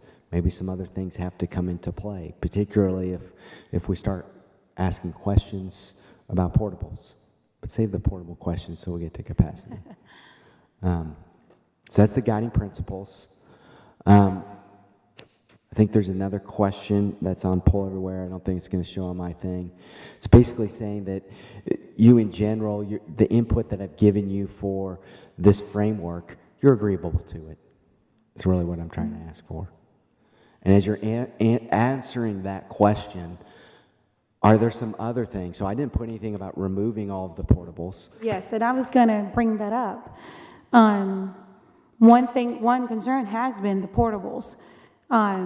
So one school in particular, I know, the whole entire class is in the portable schools. So I would think, I'm not speaking for the board, but that our goal will be to have kids, as many kids inside the building without having to go in, transferring in and outside of the building. Minimize the use of portables is what I'm trying to get at. I don't know, how many portables is Blackman Elementary School? The poll's not going yet. Sorry. We haven't gone to the second question. Now it doesn't see mine. It won't show up on mine. What I'll do there, just because I don't want to delay us on time, raise of hands if you agree somewhat with the framework. But I want to, before I ask that, let me go into the portables. I don't believe in the next 3 years we can eliminate portables. I'm almost 99.9%. I never say 100%. We get into the capacity, you'll see how that is. I think it may be smart to put a stamp on that the goal is to minimize the use of portables, but I don't see how you're going to get around portables. And as we get into like the alternative buildings, I mean, most of it's portables, right? Right. 7,000 more students coming. And we have more kids coming. So I think it's an aspiring goal, but to get to that goal is going to require a financial commitment from the county. Yeah, and I understand that, but I think minimize will be more of a realistic goal, because the whole reason why we're having this discussion is because we're buying portables because we don't have the space. So if we continue to rely on portables, it defeats the process of trying to do a boundary study because we continue to buy portables as a Band-Aid solution. So I think minimizing the reliance on portables will be, I think, and I'm only speaking for myself, will be the most realistic, feasible goal. Agree. And is there anyone in objection to that from board members? I can't see anyone say, let's use portables, we love them. But you have to use them, right? So show of hands of like generally agreeing to what this framework is as we kind of cast this ship off. Raise your hands if you're in agreement to it. All right, everybody's in agreement to that. Always have plan B if technology One doesn't quick work. question. With our sixth grade situation, with some of the dual zones, because the city schools, some of them still have sixth grade. My kids went to a city school. They stayed through sixth grade. They did not go to the middle school until they were in seventh grade. Are we working on phasing that out completely, or is that just going to stay the way it is? So I'm working with Dr. We Duke. really don't know how many we're getting when they do that. So Dr. Duke and I and a couple other people, we're working on that. It's not the forefront right now for May, but it's conversations we've had about how can we partner better, and that's why if you go back a couple of slides, they had an increase in 6th, 7th, and 8th grade enrollment for that reason. Yep. Yeah, so this gets into your homework that you all receive. So we generally map out, there's 10 criteria that we can benchmark with data. And so alphabetically, I'm going to describe each of these. If there's questions, we'll ask what your questions are. All right, so boundary natural features. So this is whether it's contiguous or not contiguous, right? So it almost sounds like a disease. But if it's contiguous, it's compact, right? So our goal would be we don't have a patchwork quilts. So we're not moving kids from one area to another area. It's kind of these like nice block areas, if achievable. That would be the goal with contiguous attendance areas. Demographic considerations. So we have a lot of different data sets that we look at. And with demographics, it could be the housing type. So is it apartments versus single family? It could be ethnicity. Could be free and reduced lunch. All of these things have some sort of play on the type of students and what programming will need to take place in each of these buildings that we assign these kids to. So a goal in demographics might be that we have something that might be similar in most or all of our schools.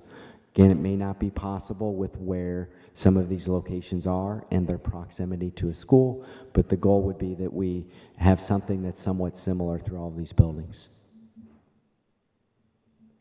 Duration of boundaries, my favorite, a parent favorite, they never change, right?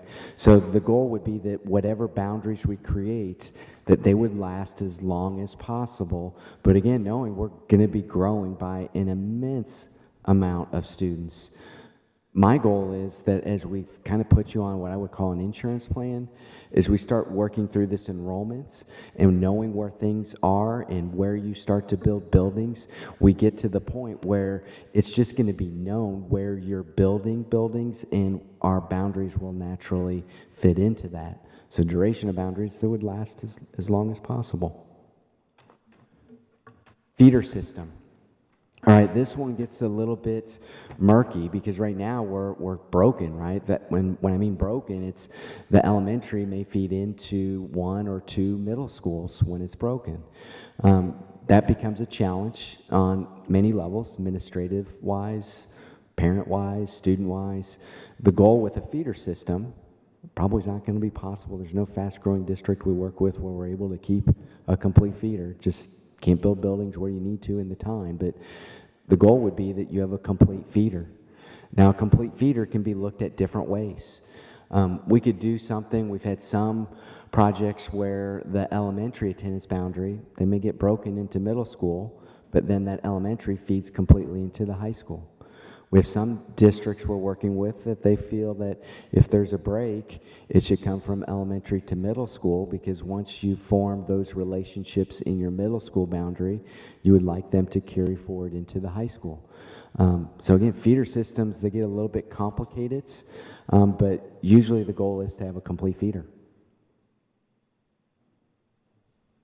Fiscal considerations For capital, we're not going to create a plan that, well, you're going to be building buildings, what am I saying? But we're not going to try to create boundaries that mean you have to build buildings. The growth is going to be generated that says you need to build buildings. So in this, we're trying to manage your dollars that you have with putting students in those spaces. Fiscal operational considerations, this would be that we're cognizant of what it means to staff these buildings, particularly with the core staffing elements that are in each of your buildings. We're not going to try to create more dollars that need to be spent in something that you're already struggling with trying to fill, right? So again, trying to minimize that. Neighborhoods intact. This is where I take a brief moment to give a little more clarity on this, because there's people in your community, when we start to change boundaries, they may think where they are, that's a neighborhood. If you go back to our initial study, when we look at a neighborhood, we call it a planning area, and that's based on a lot of the legal descriptions that are filed in Rutherford County. So we know what a subdivision is, an apartment complex, mobile home. That would be a neighborhood. So in here, what we try to do is keep that neighborhood assigned to the same elementary, middle school, and high school. So different than the feeder, this is down to a little smaller level of a neighborhood. So trying to keep them all the same. Can I say something about that? In other words, so one complaint I have received is that some of the neighborhoods have been there for a while before the new neighborhoods. And depending on where the radius or mileage to where one neighborhood is versus the other one, where you have an older neighborhood that's been established for a while, and those have been going to a particular high school, and then you get another neighborhood that comes in and is a lot closer to the school, and then we're looking at boundary, there's potential that this older neighborhood may be rezoned to different neighborhood. And that's been a concern about that the established neighborhoods have been there longer than even the actual school when it was built. And then you're getting people that are coming in and they're moving in a lot closer to the school. So that's just a concern that I've heard.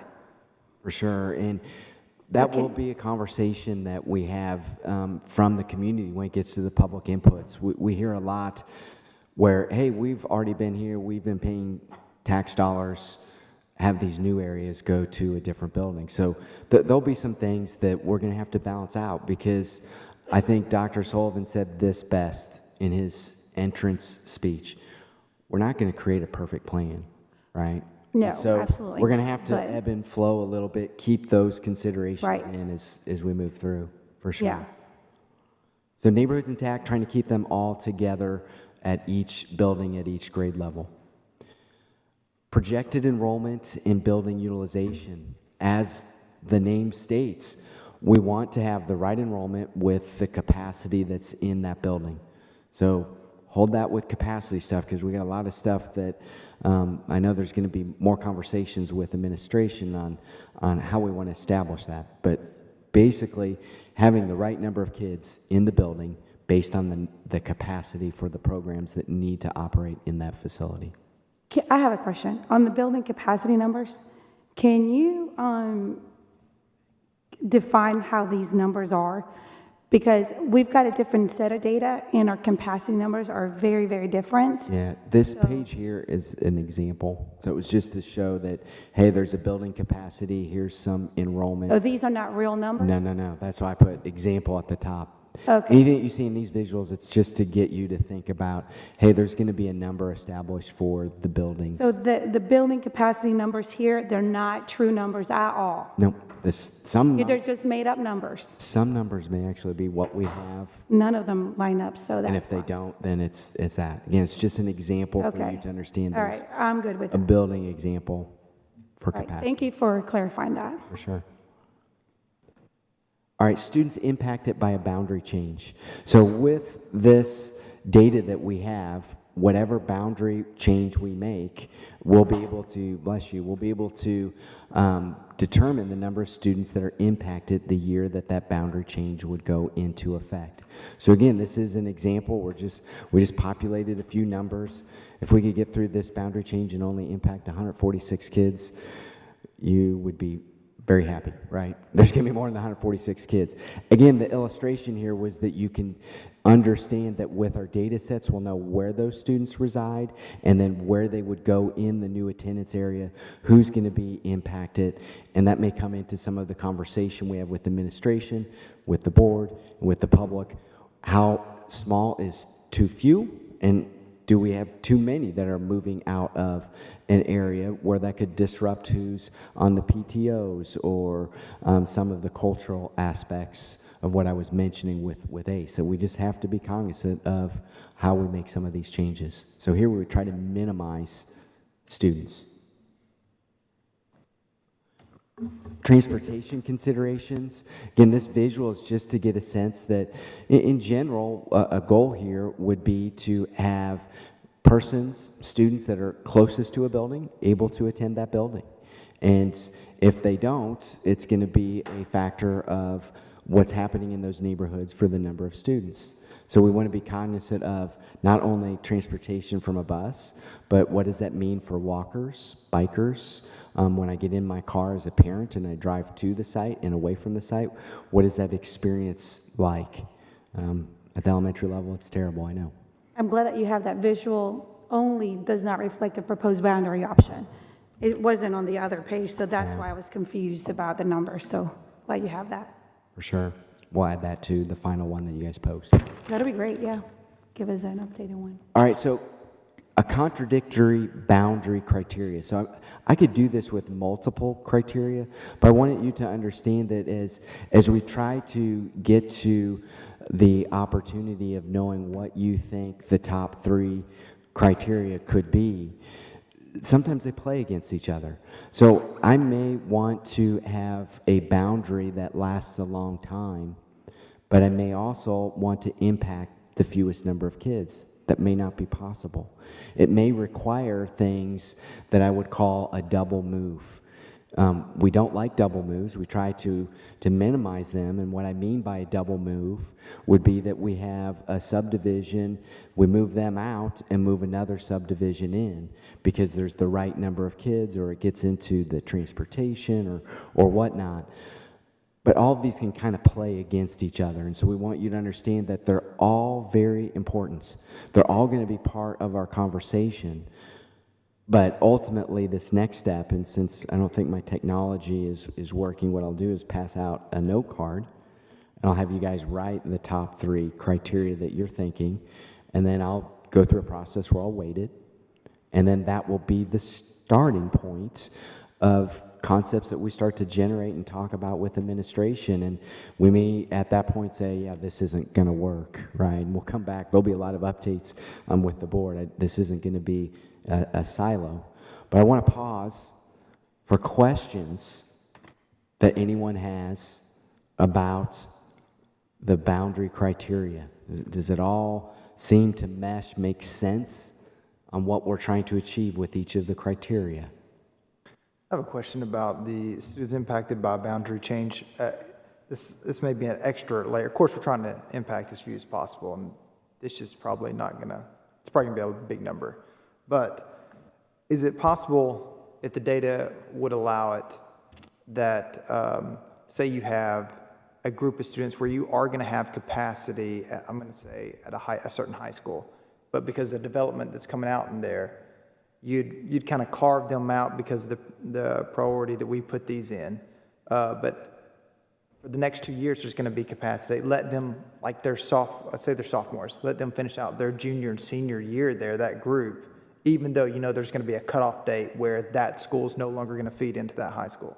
Yeah, that's a great point. And yes, that would get into that grandfathering, student options, or what I would even classify in that is like phasing. So what you've described is, hey, you may be able to stay, but there's a point of no return because we have to plan for this and you're going here, for sure. Which is what we did with Rockville and taking the zone back and putting it to Riverdale. Traditional Riverdale zone had been zoned to Rockvale, and so we allowed anybody that was currently already there to stay there or come back if you want to.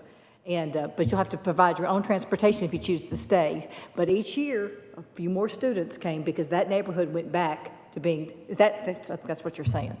Can I hit one good contradicting thing right here? So I know that was one of your that you brought up was a contradicting, I don't remember what the other word was, but the priorities is that when we allow grandfathering, we're then keeping staff at both schools. So we're going to have an increased cost to complete those programs. That's kind of what has hit us at Riverdale and Rockville with that rezone. We have duplicate staff at both places. Gotcha. Costing us more. But I agree, for the kid, grandfathering is much better. So that's where these kind of come in. Plus the Rockville, I mean, it was full in three years. Yes. So. Yeah.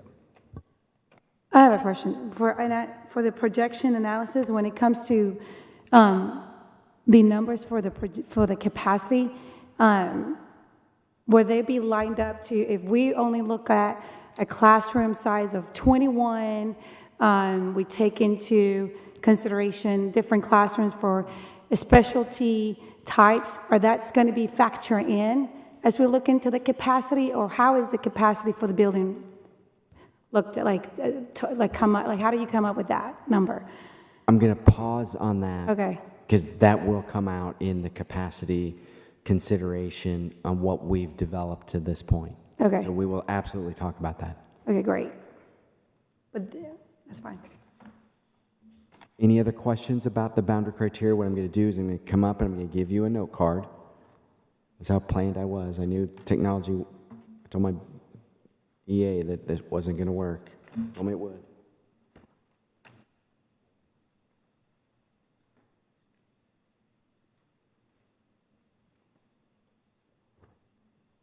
Thank you.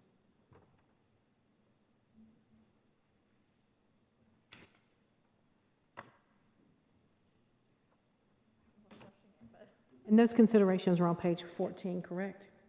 That you want? Yeah, Are those 14? yeah, page 29 I have up here, or actually yours might be a little bit different. It's 28. Page 28, because didn't have questions in there, so probably page 28. The boundary criteria. Yeah, here's the 10 criteria. So what I'd like for you to do is put a 1, a 2, and a 3 on your card, and number 1 being the one that you think is the most important for us to consider in our initial conversation of creating a boundary. And of course, number 2, and then number 3. And then when you have all 3 of those, I'll have you guys read them, but I'll collect them, and then you're like, they're all important. You got to choose. It's really hard. So I'm just going to get your top 3. Can we just have the weekend to really evaluate that? I could do. Just wants our top 3. Yeah, your top 3. It's you as the board. It's how quickly you want us to know and move on that. I'm fine either way. Of course, Dr. Sullivan left just perfectly. He's had some phone calls that he's concerned about. He'll be right back. All right, perfect.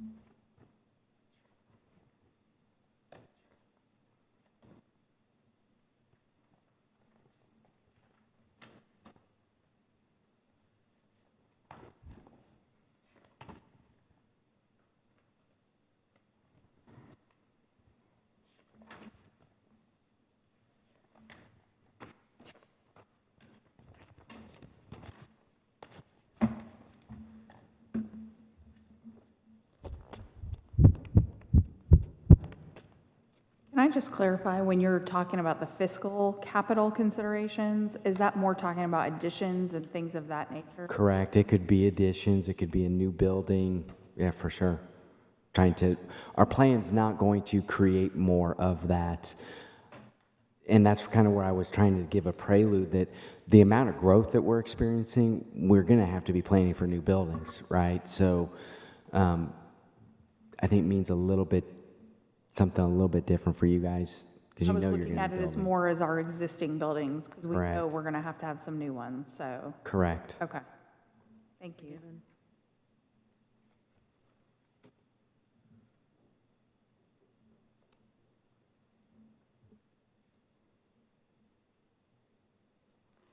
It almost seems it shouldn't be top 3, almost like top 4.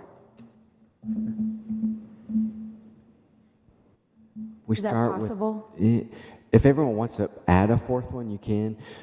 Really, once we hear what your top 3 are, I'm pretty sure it's gonna give us the starting point, and that's really where I'm trying to get this. That when we start the conversation with the admin team, we're coming in with something that's kind of shaped toward what your views are as a collective of 7, and then at that point, there may be some things that we start to get into that we're like, yeah, we know the board's not going to like X or Y, and that's where you'll have a board update to all of you that's saying, hey, we went this direction, we're seeing a challenge. Like, for instance, I'll give you an example.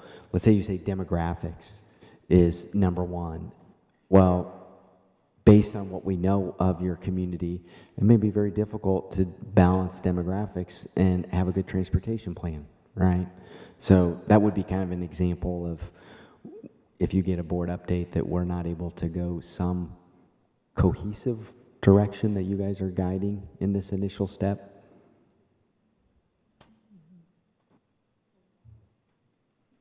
Don't look off of other person's papers.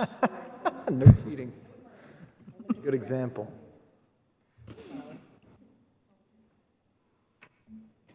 Copying is the highest form of flattery, right? I was told. Don't bring that to a school board meeting. That's For fashion. It's fashion, not with your schoolwork. All right, has everyone got their top 3? We can adopt a policy on cheating. Does everybody think? No? pass on that. Some of us has top 4. All right, we'll start with my right, so your left. Top 3, and then I'll end up collecting all these cards so I can put it into our little data. Number 1 is 8 projected enrollment capacity considerations.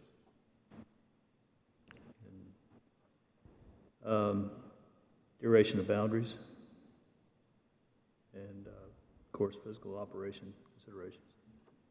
Okay. So we both agree on projection enrollment as number 1. My number 2 is feeder system. Number 3 is the same one as his physical capital operations, and I added a 4th one, neighborhood intact. Okay. Next. Number 1 was duration of boundaries. Number 2 was projected enrollment, building utilization, and number 3 would be fiscal consideration capital. So I have duration of boundaries, demographic consideration, students impacted by boundary change, and then projected enrollment. Okay. I just changed. I had 4. I'm sorry. I could not choose just 3. My first one was number 7, keep neighborhoods intact. Number 2 was boundary natural features. I've always been told, can this make sense, please? And number 3 was fiscal capital considerations, and 4th was feeder.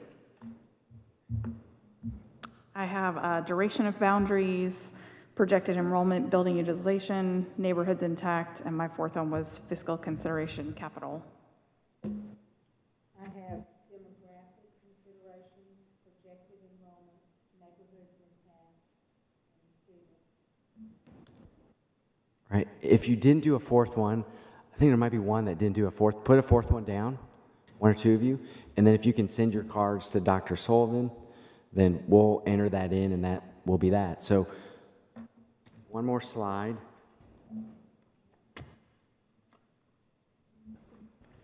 So kind of our next steps. So tonight was, here's the criteria, the guidelines, letting the community know, hey, we're going to be doing a boundary process. In June, we're going to be meeting with the leadership team and starting to crack this egg, right? How does this start to look with the framework that you guys have generally agreed to tonight? The last piece is going to be really large and something we'll work with administration. That's the communication. We want this to be as transparent as feasibly possible with how we're looking through some of the nuances of getting to a plan, and letting the community know what we're working on. So there'll be some different things that we will give as recommendations that are out on the website, or different communique that goes out to the community. But this is an important piece because we're trying to use the public as the benchmark of what we need to do in changing some of these boundaries. And it's going to be a challenge because there is no perfect plan. I'm going to say it right from the beginning. There's no perfect plan. We all understand that. We know we need to move some boundaries because we have too many kids in some of these buildings. So that's my segue into capacity.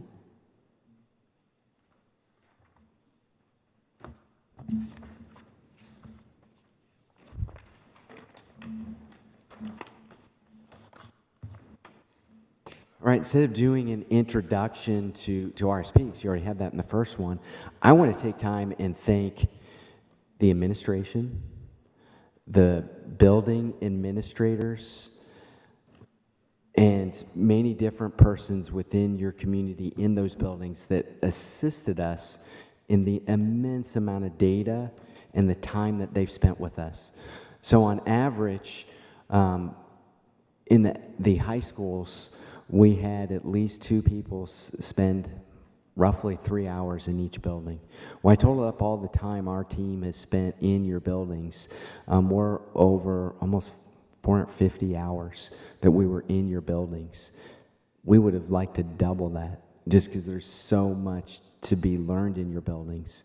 And so as we start to talk about capacity, it's a target that's always moving, and it's moving in a way that I'm going to try to describe to you so that you can understand the complexities of what takes in place in those buildings and why it's necessary to have different spaces in these buildings operating for the different needs of the students. So again, thanks to everyone. I know it was not only painstaking to spend the time with us, but a verification process that we went through that you'll see in this process that's still ongoing, because as we were finishing everything up, we're done with this school year, but guess what? We're planning for next school year. And then Dr. Sullivan says, hey, we have 10 more mobile classrooms that are going to go somewhere, right? So that's not even in this picture here, but it's going to evolve. So again, there's expectations that we have with this report. It's always changing. I just want you guys to understand it's always changing, and hopefully that's what you will take from this, and you'll better understand why I'm saying it's changing when I describe each of these types of spaces that are operating in each and every one of your buildings. The way I've crafted this presentation is there's really 6 things.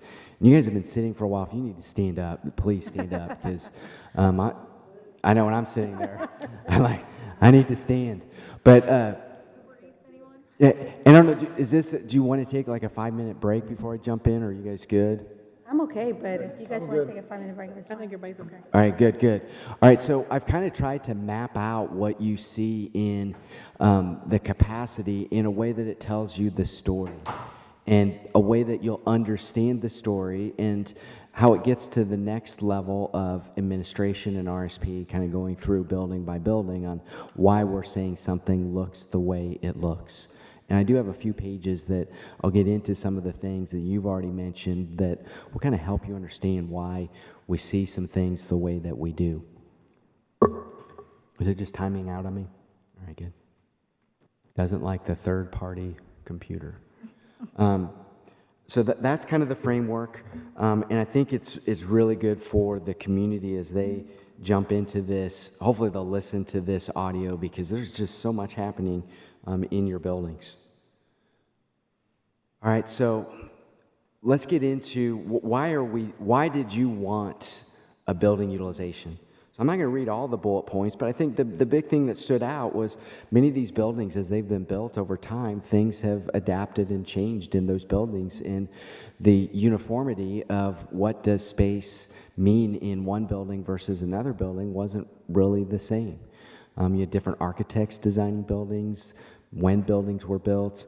All of that kind of created this need that if we're really going to holistically look at trying to balance our enrollment with where we have space, we need to understand how that space is being used. And so the components that we must look at is the physical areas, right? So what is that building space, the classroom size, support space? Some of that kind of touched into what our analysis is, how it's operating.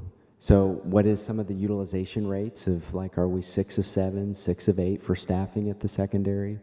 What our class size ranges are, what the building schedule is, then getting into some of the programmatic elements, what's core, what's elective, what's special. And so we'll get into those conversations. Now you don't have the big screen, right? Right. That usually happens when I'm talking, things time out. So all of these different reasons are why we did this study. And I think it's a good study to look at all of the buildings that we have in your capacity. So some of the definitions that you're probably not going to fully understand, but I want to at least give you at a high level. So a lot of times you'll hear about capacity as a design capacity. And so it's just saying, hey, here's the number of core classrooms and we multiply it by a class size of, let's say, 25. Here's what goes in there. What that doesn't take into account is, let's say in the secondary we have Latin and there's only 10 kids in there, right? Or we have a special education class, there's only 2 kids in the size of a classroom, right? So it misses the boat. Sometimes people... I'd like to hit on, so when we've originally met maybe back in March as a follow-up, I think we had our class size averages at elementary like at 25 and 30, and Rob was like, you guys are in great shape. And then we went over what the state required class limits were, and then we're not in great shape. So. For sure. It's always what lens you're looking from. We also hear a lot about the square footage. So what's the size of the building, the number of kids in there, and what does that look like? Okay, that's a great metric that may get into some things as far as how it may feel in the building. But again, it falls a little bit short. If we look at program capacity, this is really looking at some of the things that are related to the teaching stations and the class sizes. So it gets a little bit closer at what's happening in the building. We have 2 different class sizes that we've kind of mapped out here. We've labeled it desired and standard. It could be low and high. So there's sometimes goals to be at a lower class standard. Well, if we have a lower class size, that means in order to accommodate more kids, we need more classrooms, right? So those 2 class size differentials are important to understand. We have the portable classrooms. And you have 160 of them. We'll talk a little bit about how you're using those spaces. So is it with core space, elective space, or other program space? I'll come back to those definitions here in a moment. That makes a difference in what capacity, number of kids can be in those buildings. Ultimately, what we're generating is what we're calling a functional capacity. And so that's looking at all of those that are listed above and trying to say, with these different assumptions of how the programs are operating and what spaces there are, this is the number of students that could be accommodated. This is why there's still a little bit more work to be done. I'm going to give you one example.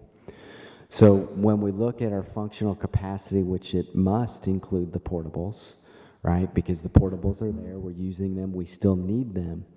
But what and how we use that portable space is going to either provide stress relief in some areas, let's say core, so I'm thinking of Blackman Elementary where I think all the 5th grade are out in the portables, right? So it's really a K-4 building. I'm thinking about some of your other buildings where art is out in those spaces. So we're artificially increasing what capacity could be in those buildings. And so when I come back to hearing things about how we want to have a healthy capacity in our buildings, we're going to have to take a look at how we're identifying those portable classrooms, how we're using them versus some of the brick and mortar. So we'll talk more about that as we move through on some other slides. But that's how we try to get to what a capacity is for your buildings. There are some definitions about classrooms. And so we generally have classified them really 3 ways. I know there's 4 points up here, but there's really 3 areas that we're looking at your spaces. So core classrooms. So at the elementary level, think about that as your homeroom. When you get into the secondary, think about it as your ELA, math, social studies, and science rooms. The second category is elective and non-core classrooms. So easy to think about that, the elementary, it's art, PE, music. We get to the secondary, could be governments, all these different electives, driver's instruction and whatnot. Other program space are for those programs that don't fall in the category of core or elective.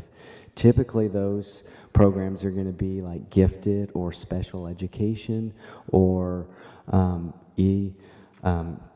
different areas. We'll get into those particular components. They're all important. What I want to stress is all 3 of these components are important to what that experience is for the teachers and definitely for the students. We can't just say we're going to use all of the other program space for core, because where are those other spaces going to conduct themselves? Is it in the hallways? Is it in some of these professional areas that were designed as professional areas, but like in Stewart's Creek, we're using as a elementary classroom, right? So, Can I ask, the CTE classrooms, would those fall under the elective or the other program space? yeah, they're going to fall under the elective phase and also a different class size, because we know that that's geared down to, I think, 20 students. So when you look at those in particular, just because I know some of them require very specific machinery and different things, are all of those things going to be taken into account at those particular schools? Correct. It would be when you get into this last bullet point of repurpose. So it's challenging to repurpose a space that's been a specialized space, right? So when I look at some of your special education suites that you have, to change that to core classrooms would be very difficult. Or even more difficult, where do you put those programs that are utilizing that space? So as we get into repurpose, that would be, how can we reimagine some of the spaces? Well, I can tell you guys have been reimagining space here and using it as creative as I've ever seen it in any district. I now can probably have you guys as a prototype for how to do things differently in buildings and be successful with how students are being educated. But again, classroom definitions. So we had class size standards. This starts to impact what we see for the number of students that can be in any of these buildings. And so we've kind of listed the ranges that administration had us use for what I'm calling the low and the high capacity. So the goal would be to be towards the low. And I know when we were going through many of the buildings, the building principals were like, we better not have 35 kids in some of these spaces, right? So many of these spaces, you could not get 35. So I'm just giving you that out, that this is a range, but there's a reality that many of the spaces, we just can't put that many kids in. If we look at some of the caveats that I'm putting on this, I think there's like 5 bullet points there. That gets into some of those examples, like the CTE, or things that may be related, not necessarily to the building, but how the attendance area is. And we just have to put kids in there because they're close to that building, right? We're going to talk about the portable space, because that's kind of, I think I've kind of mapped out how I think you're using the portable spaces and how it goes through its prioritization of how space is used. But let's talk a little bit about the process that we embarked on. Because I know I kept talking to Dr. Sullivan, we need to extend this a little bit more, because as we were getting all of the data sets back for the verification, we had a lot of challenges.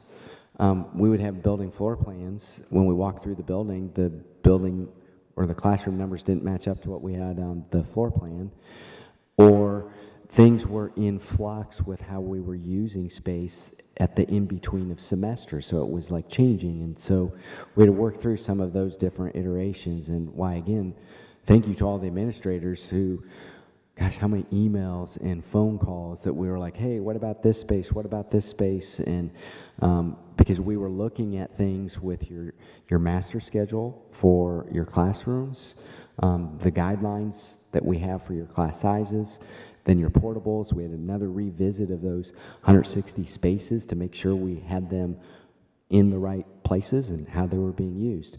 So we went through a tour process. Okay.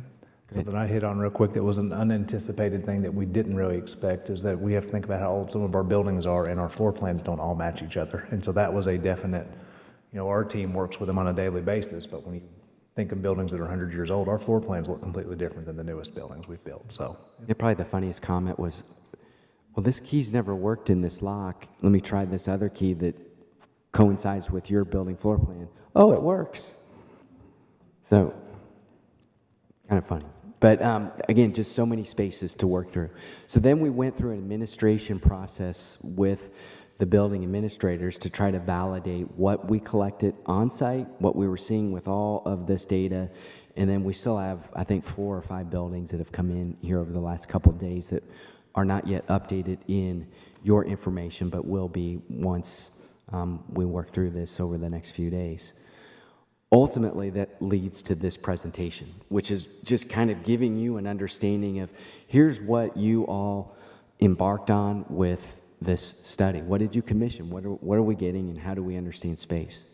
So let's look at some of these elements of what we've seen with the information. So here on page 11, we've broken out by grade level. And what you're going to see with buildings, I told Dr. Sullivan is we initially, when we were doing your enrollment study, I had things categorized a little bit differently, but as we did the capacity, it became clear that I need to think about your buildings based on the grade configurations that they are. So are they serving K-5 or pre-K-5? So those are classified in the red. And you'll see a legend on all of these pages to help you. Middle school buildings that just serve 6-8 students are in blue. And then green is the high school buildings, so they just serve 9th through 12th. We have 1 K-8 building, so that's the orange. And then we have 4 6-12 buildings, so that's that darker green. And then we have 1 K-12 building. So we start to look at this from buildings and how we look at space. And that's important because I know, and I say this on many different slides, there are some buildings that because of the way the programming is taking place, you may appear to have space there, but we will have to be cautious in saying that there's space there. Let's either market the program more to get more kids there, or say we can add more kids there just because it looks like there's space. It may actually have a negative impact on what's happening with the programming. So that's something that when administration and RSP talk, again, we're cognizant of. It's apparent that there's some elements there. All right, page 12, I'm going to spend a little bit of time on this page because this gets you an understanding of space and why I'm saying that space is how it's being used in your buildings. It's important, and it drives what we might say a capacity number is for each of these buildings. So let me get my glasses out so I can read some of this. So what we've broken down here is that classroom inventory, and again, it's in that categorization of the buildings and in these 3 color codes. So core space in each of the buildings is going to be blue. The elective classroom space is orange, and then other program space is the gray. And so when we look at the K-5 buildings, there's a little over 1,300 classroom spaces that we've identified. And you can see these totals in that table. The importance of this is a lot of times districts will ask us, is there a healthy balance of what should be other program space, elective space, and core program space? And I say whatever is right for the district. That's the answer.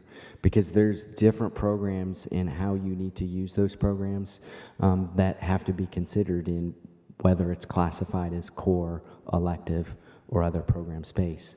So again, this is just to give you that perspective of what you're seeing for all of the spaces that are being utilized at each of those grade levels for buildings.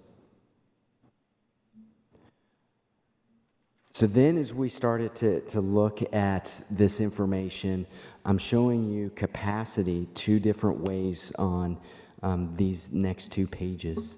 This one includes the portables. And so we had a lot of conversation with our team about do we show the portables? Because typically we don't show portables because no one likes portables and they need to go.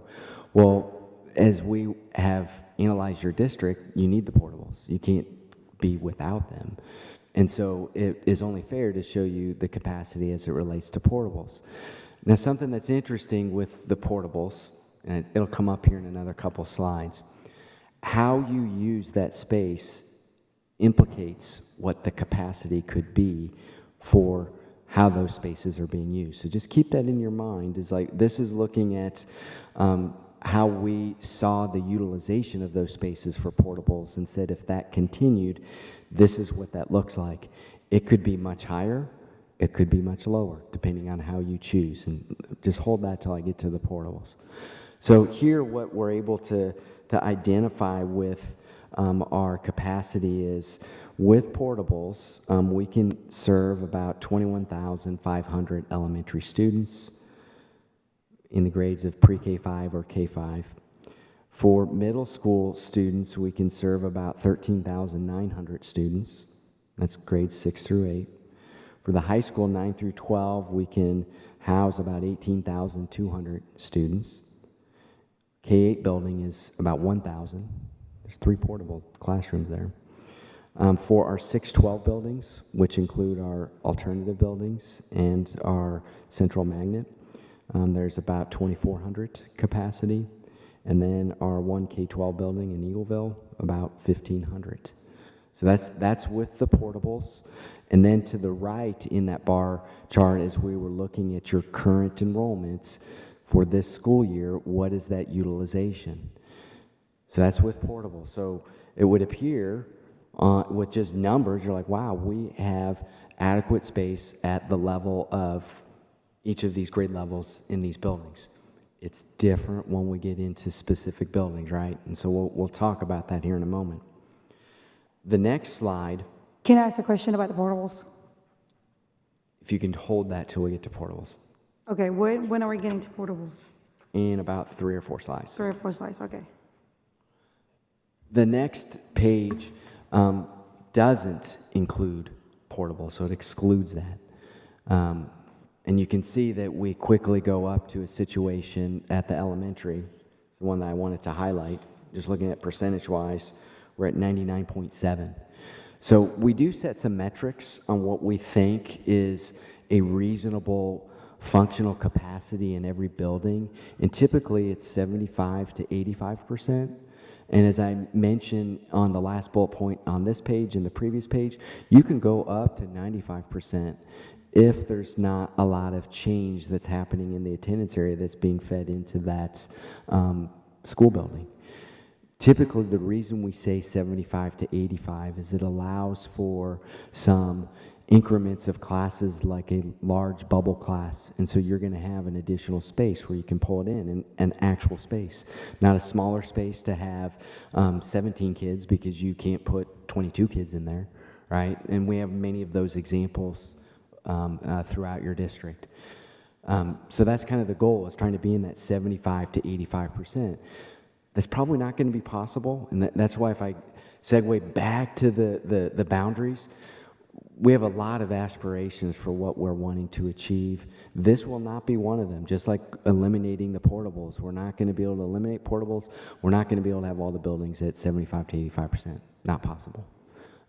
But we can work our way towards some of those goals as we start to plan out what are the things that we need to start planning for to get the financial priorities with the county. All right, so I did want to take some time before I got into portables to talk about some of these different buildings. So we listed off the 6 buildings that fall in the categorization of 612. And there's unique things happening in each of these buildings for different reasons, right? And so why we're saying capacity of these buildings must be taken with caution, where there's a lot more space available in each of these buildings than what you would see in other buildings that would be similar. Like, let's say we isolate it for the middle school or high school, since these are 612 buildings.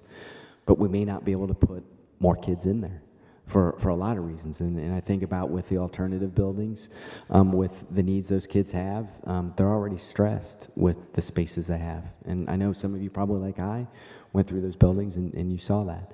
Same way when we get into like Central Magnet, there's some limitations with the hallway widths and class sizes that you probably couldn't put more kids in than what we have there.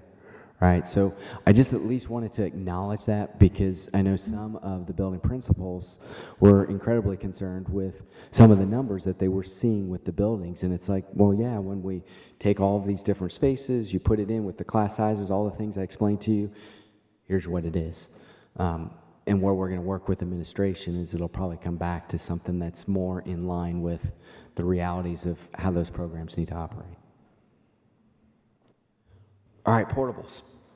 All right, so this was kind of the fun part of the conversation as we went on the building tours, was how are the portables being used?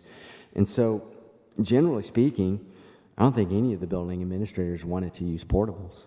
I mean, no one was like, hey, I love these portables. Now, there were some teachers we talked to, they liked being out in the portable because you're out and away, right? But most was a negative with portables. And so as we looked at the portables, the graphic on the right, what we've broken them out is how those spaces are being used, whether it's core, elective, or other. So we have these 160 spaces. The graphic on the left shows the breakdown by what building grade configuration they're at. The one on the right gets at how they're being used. So generally speaking, that last bullet point, that's what I want to highlight here. Generally speaking, they would use portables for other program space first, then they would choose electives, and then it would get to core. There's some buildings, I already mentioned Blackman with the 5th grade, right? Ideally, we want to pull them back into the brick and mortar, because right now when you look at capacity, and I bring Blackman up, since the 5th grade was out there this year, it's really a pre-K4 building. The 5th grade's not there, right? The other thing that as we looked at the use of portables that's important and is really the next iteration with administration is, for instance, if we have art or music that's out in the portable, okay, that's great for a lot of reasons, right? You have the space out there, the noise is out there, but at some point it's supposed to be in the building. And right now we're using those art rooms and music rooms for core classrooms or sometimes other program space or elective space. So as we go through building by building, there's going to be some changes. So that's the portable classroom space. Let me see, did that answer any questions, or do you have a question on portables? Yeah, so my question is, when you look at the portables, granted, some schools may have like 3, 1, or whatever, but when you've got schools that got like 10, 9, 5, 8, 11, I mean, what will be the minimum goal for these schools? Because that's just 10, but I know Blackman's getting like 3 more, so that's 13, right? I thought they were getting more portables. They're not? 1? Okay, well 11. Well, the question still, the point still remains, is that they're still getting portables. And so if we're adding that as part of the capacity, they have the capacity to that because they have the portables. What truly do we define as a district is how many portables is too many? And then the other thing is that when you're looking at some schools, do we factor in the land aspect? Yes, we talked the square footage, but do we factor in the land of where the building sits? Because some of these schools don't have the land space to add more portables, or they have too many already to begin with because of the land capacity. So I don't know if those are the kinds of questions that get factored into as we're looking to what really is an adequate number of portables. What's the minimum number of a portable? I'm not saying I'm against the portables. I mean, I think that's up to us. I don't think that would come from RSP. That'd be up to us what we wanted to put in the building. Right, but if we're saying that the portable is going to add additional capacity, and they're already filled up in the building, and you've already have a city of portables, how many more portables are we going to add to the city that's already there? I think that's something that has to be defined. And I think that's one of the takeaways, because when we were walking through some of these sites, not only is it the space that's being taken up by the portable, but you have maybe less rec space for playground equipment or open space for those kids to play on. So there are some things that I do think are takeaways, like how many, and you'll see in some of the slides where we've bolded, like if there's more than 6 portables in those buildings, have we reached a point where that's too many? And as we work through a boundary plan, is the goal that we're going to use portables, but what is an acceptable amount? Right. We have to use it, which And is that's what I think I'm saying, that we do need to define that. What is that acceptable amount? great. I did have I know that. Traley is laughing at me, but it's just a question. Having it the custodian and the Oh, I didn't take it offensively at all. No, he's laughing at the custodians in the hallway. Speaking custodial wheel.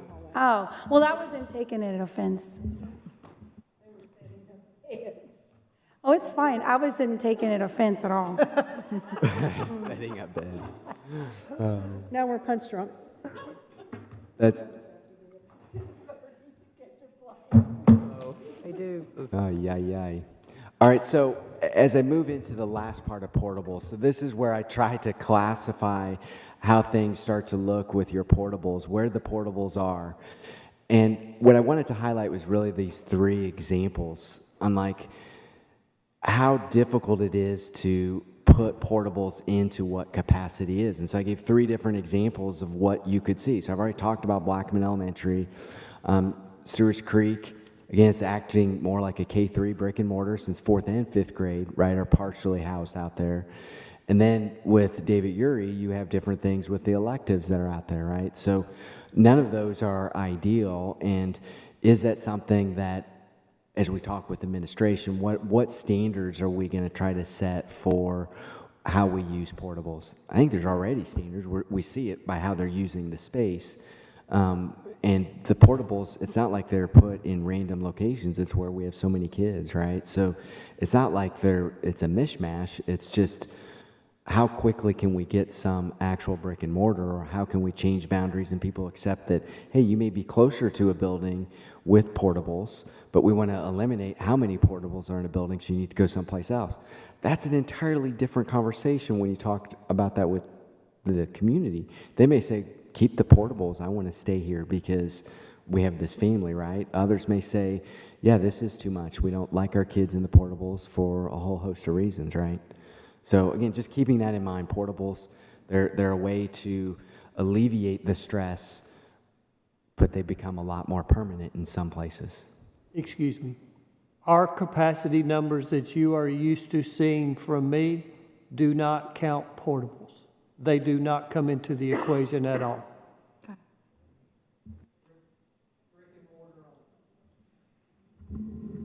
Which is why on ours you'll see it both without. Ideally trying to get to the without, right?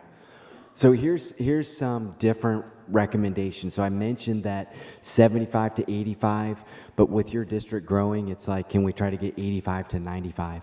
I think would be a threshold that we would try to achieve, particularly trying to have duration of boundaries.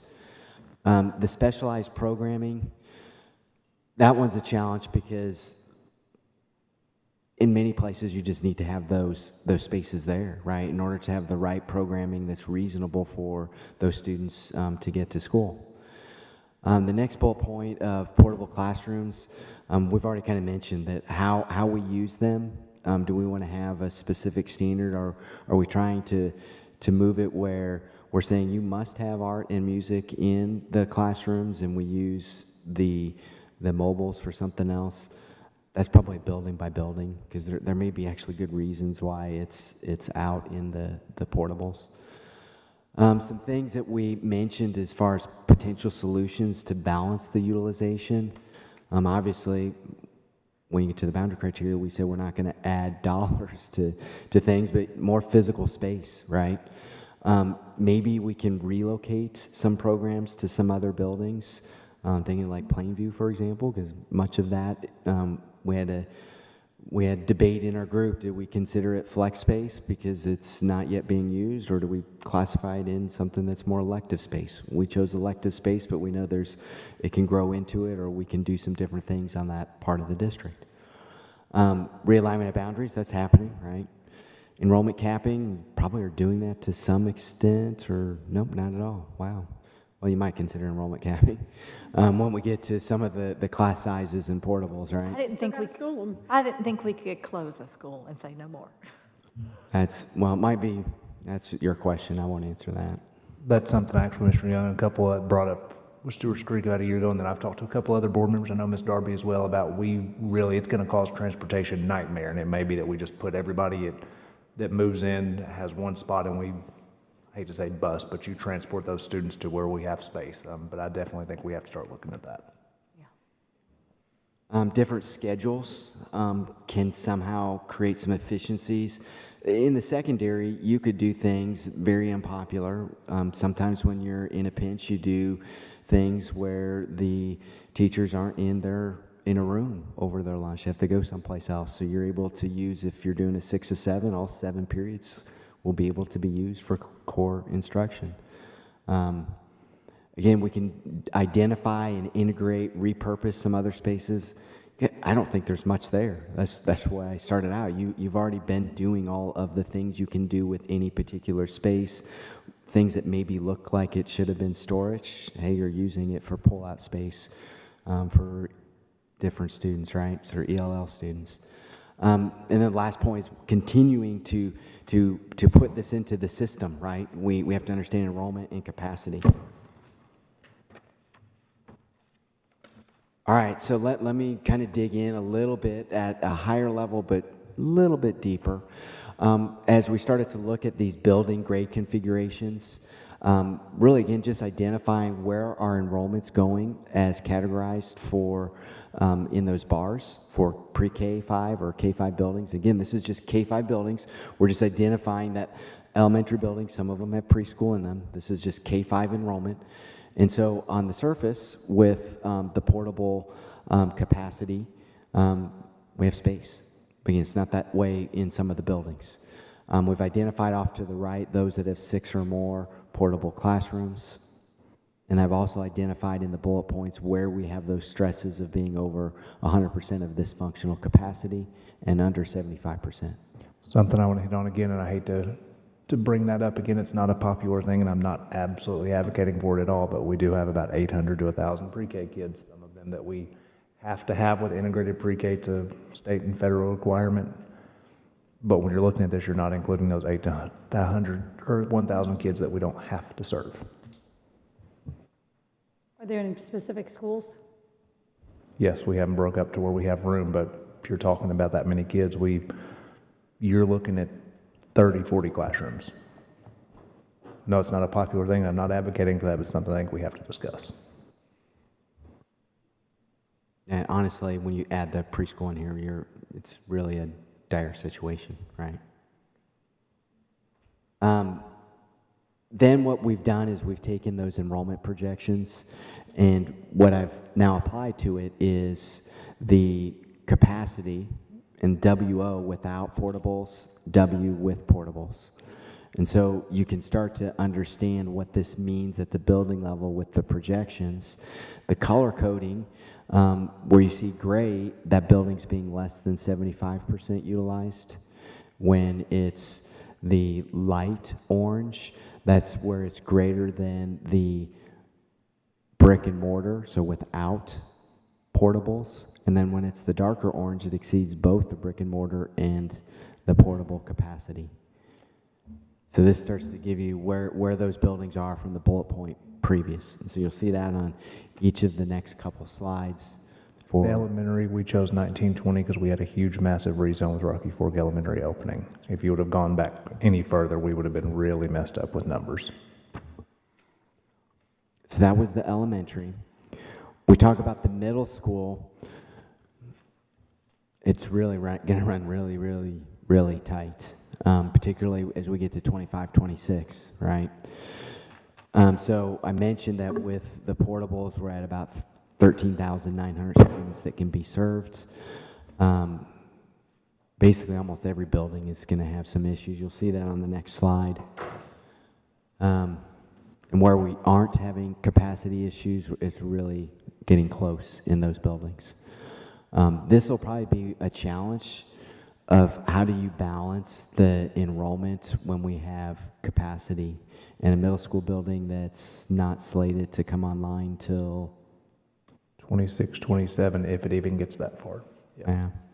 And so let me go back. 26, 27, there's going to be a lot more portables at the middle school. Right now, we don't have as many portables at the middle school. You're going to have more portables at the middle school. So this, well, even on the other side, but the building enrollment, thank you for clarifying the numbers because they were a little off, so from what we were getting. So I think they're making more sense now, so I appreciate that. So it shows that what we've been saying about Blackman Middle, they're already, it's Blackman Middle and where is Rockville as well. And then Stewart's Creek Middle is, well, Stewart's not that, but anyways, but Rockville and Blackman Middle, they're the highest two middle schools in the state of the Middle Tennessee. So this clearly shows that we are over capacity with those buildings. Well, getting closer, right, because you've got they're in the yellow. I think that highlights that right after an elementary school, our biggest need, and arguably could be a middle school, is Right. you're looking at Blackman Middle and Rockville Middle at over 3,600 kids. A little terrifying. Yeah, it's Another thing- showing that.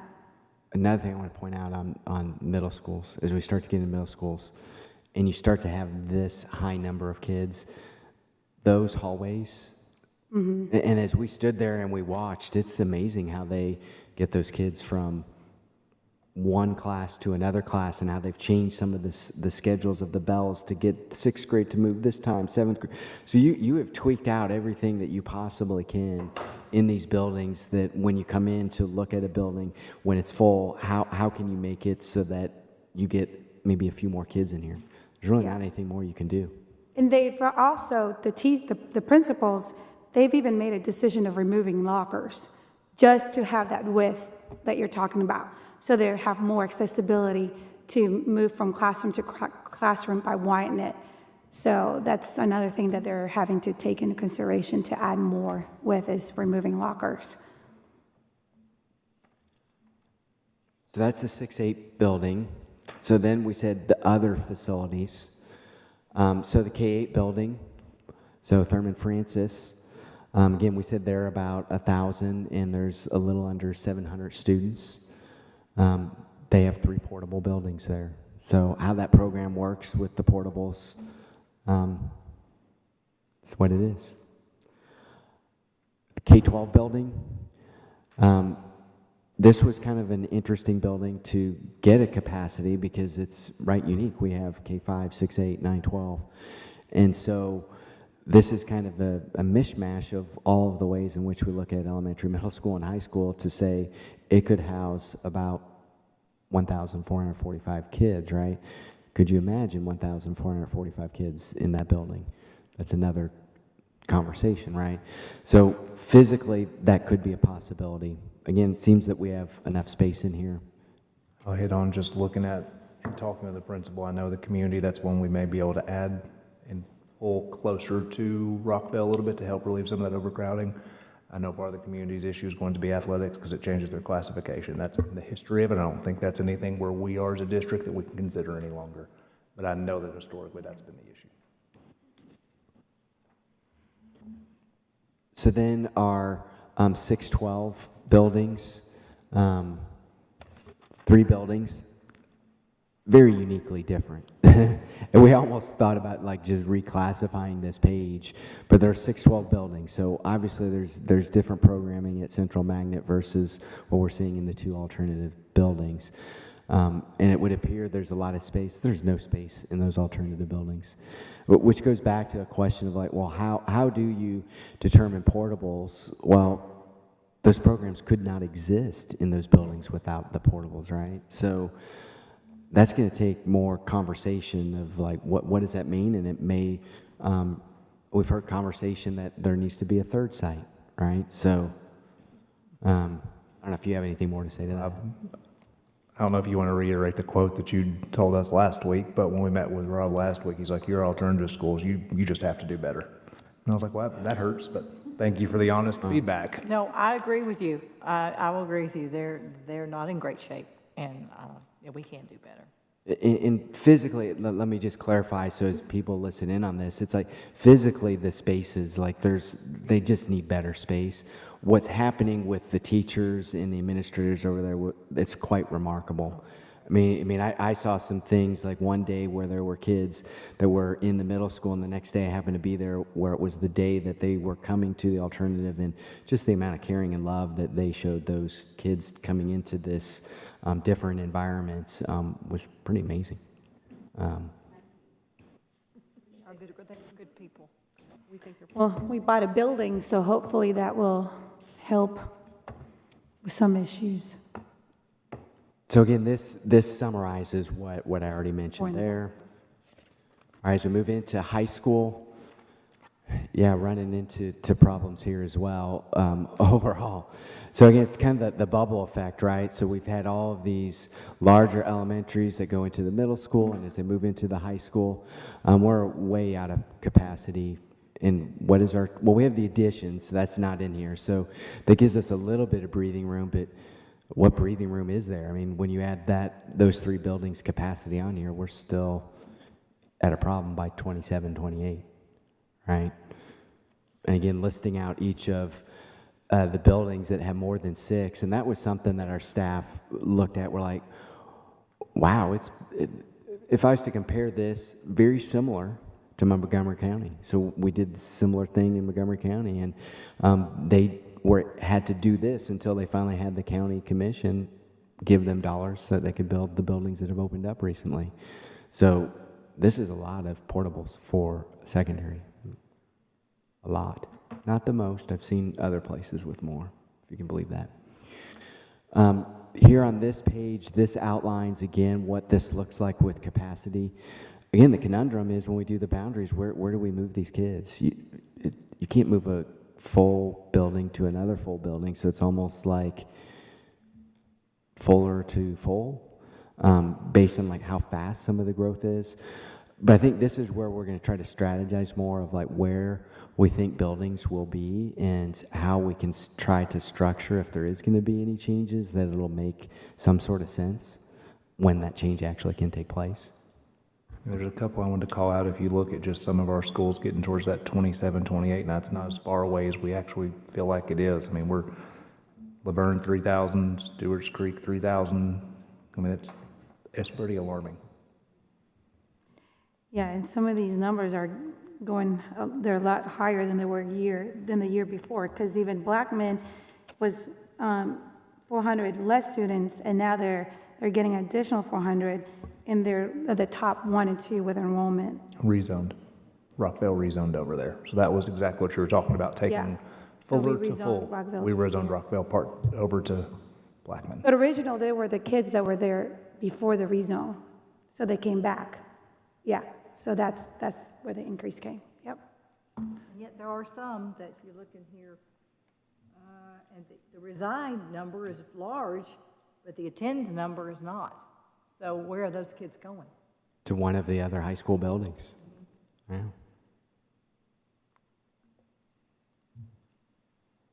Do we have plans to have a joint meeting with our county commission to discuss especially health and ed budget? I think after we get their budget. Yes. That's a good idea. We don't need to lines even more. Yeah, this will be good for county commissioners to sit through and listen and go through that. Because at the end of the day, they're going to be the ones who have to make that decision for the budget. So I think it's a great idea. I think that's why it's our due diligence to look at zoning first and see what can we do with what they've already given us. And then when we get to that, we have to move past that. Sure, yeah.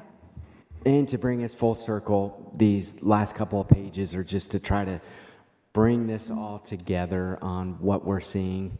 Really where I bold it's will require more building space. On all three. All three. There's more building space, right? That's the takeaway. Kind of some last parting thoughts is this meeting that administration and RSP will have to really flesh out how solid we like the numbers, how much it may change with different things.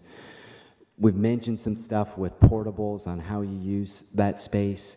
We've mentioned things, really that third bullet point is the one that I think is something that's important for some of the long-range planning, and that's how do we really want buildings to be utilized? Do we want art rooms to be in a space, and how do we ideally look at an art room? Does it have to have a sink? That would be good. A kiln, outdoor views, so windows, things of that nature. Like having some of these things that there's a standardization, and then as we move into other unique situations, how do we move there? And I think you guys have some general stuff, but that's going to be important when we start to move kids, when it's from a fuller building to a full building, and how they view things. It's going to come down to stuff like, well, the art room in this building was over here versus here, or I was able to have this music offering in this space, right? So those are some of the things that we're saying are the considerations that, no different, every district that we do this with, this is pretty much the hit list of what we're going to see and what needs to be considered so that you continue to provide what is required. And I have, and maybe you just touch upon it, but just for clarity, but the building utilization will also, like for high schools especially, there's not every single high school offers the same type of CTE program, and there's various principals that have expressed that they want to offer more of that, but because of the building aspect of it, they're kind of feeling like their hands are tied. So are we considering the capacity for the buildings for growth, meaning adding more, like how it can be utilized for space for programs like that? I would love to, but I think as Robert's hit on, we have no space at the high school level. So I don't Say that think, again, I'm sorry?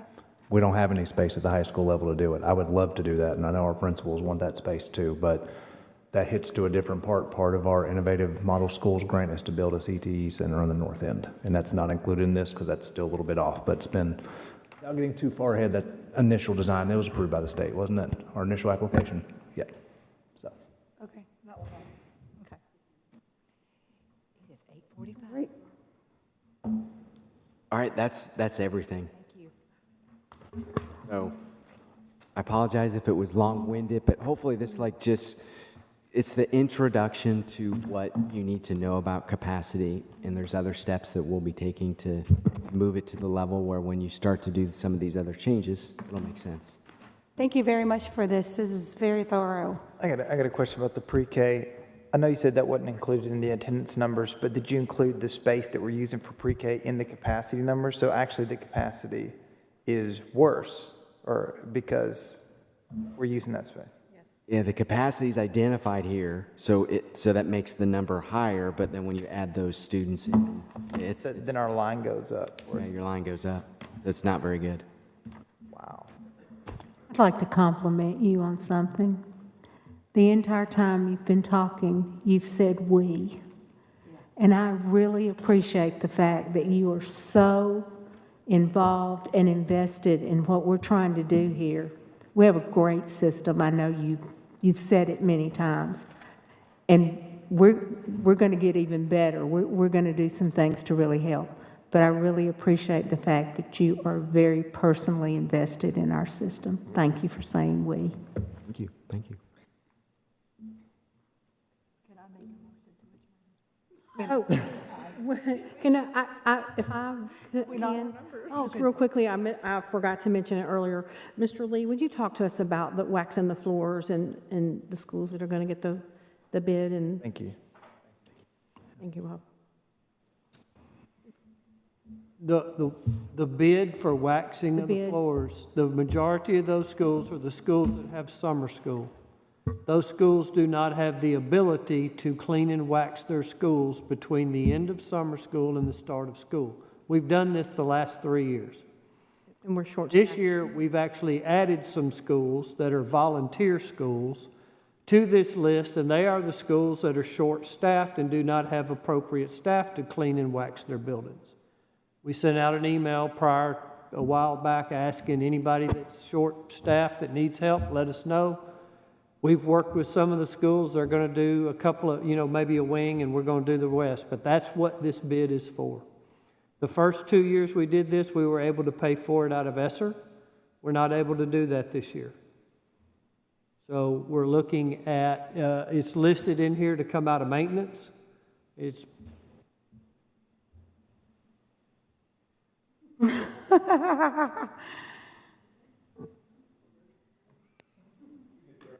You're good. So the intent, if we can do it, it would come out of whatever savings we've got from custodial staff and maintenance is where the money's coming from. That's exactly what I needed to know. If there are no further discussions, I will. Well, I just want to say really quickly, as a general discussion, that I was not here at the work session. On Monday, I was asked to be the keynote speaker for Black Men Elementary School 2 months ago, and prior to that, there was nothing scheduled for sessions, work sessions, of any of that. And so I agreed to that, to be the keynote speaker in the commencement, to deliver the commencement speech for Black Men Elementary School.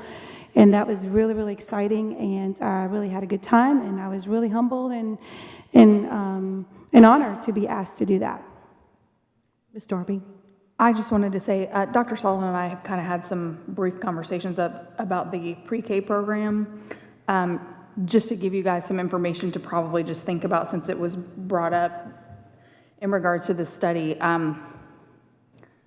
Correct me if I'm wrong, Dr. Sullivan, but I believe it's at least $2 million of our own money gets put into the voluntary pre-K program. And at the time you and I talked about it, I believe it took up 22 of our elementary school classrooms. So when we're talking about not being able to seat the children that we're charged with educating because we don't have enough seats, but we're providing a program that not only costs the district money, but is taking seats away from those we're actually charged with educating. It's something to think about. Like he said, not a popular thing, but even something to consider, temporarily suspending that program until we get our buildings where we need them to be so that we can properly educate the children we're charged with educating is probably something to consider. Or even partnering with a different entity that we could still run it through ours, because it is funded partially by state grant, partially us. And even if we partnered with somebody else to help provide the space for that, may be the best. Agree. Yeah, I think it's what you're suggesting, and partnering with someone, because there is federal funds for that, so. But we also pay. That's what I'm saying. Our portion of that is over $2 million, and we have deferred maintenance. We have all kind of other things that money has to be go for those children that we're charged with educating. It's something to think about. Thank you, SROs, for staying late tonight in our central office. We adjourn.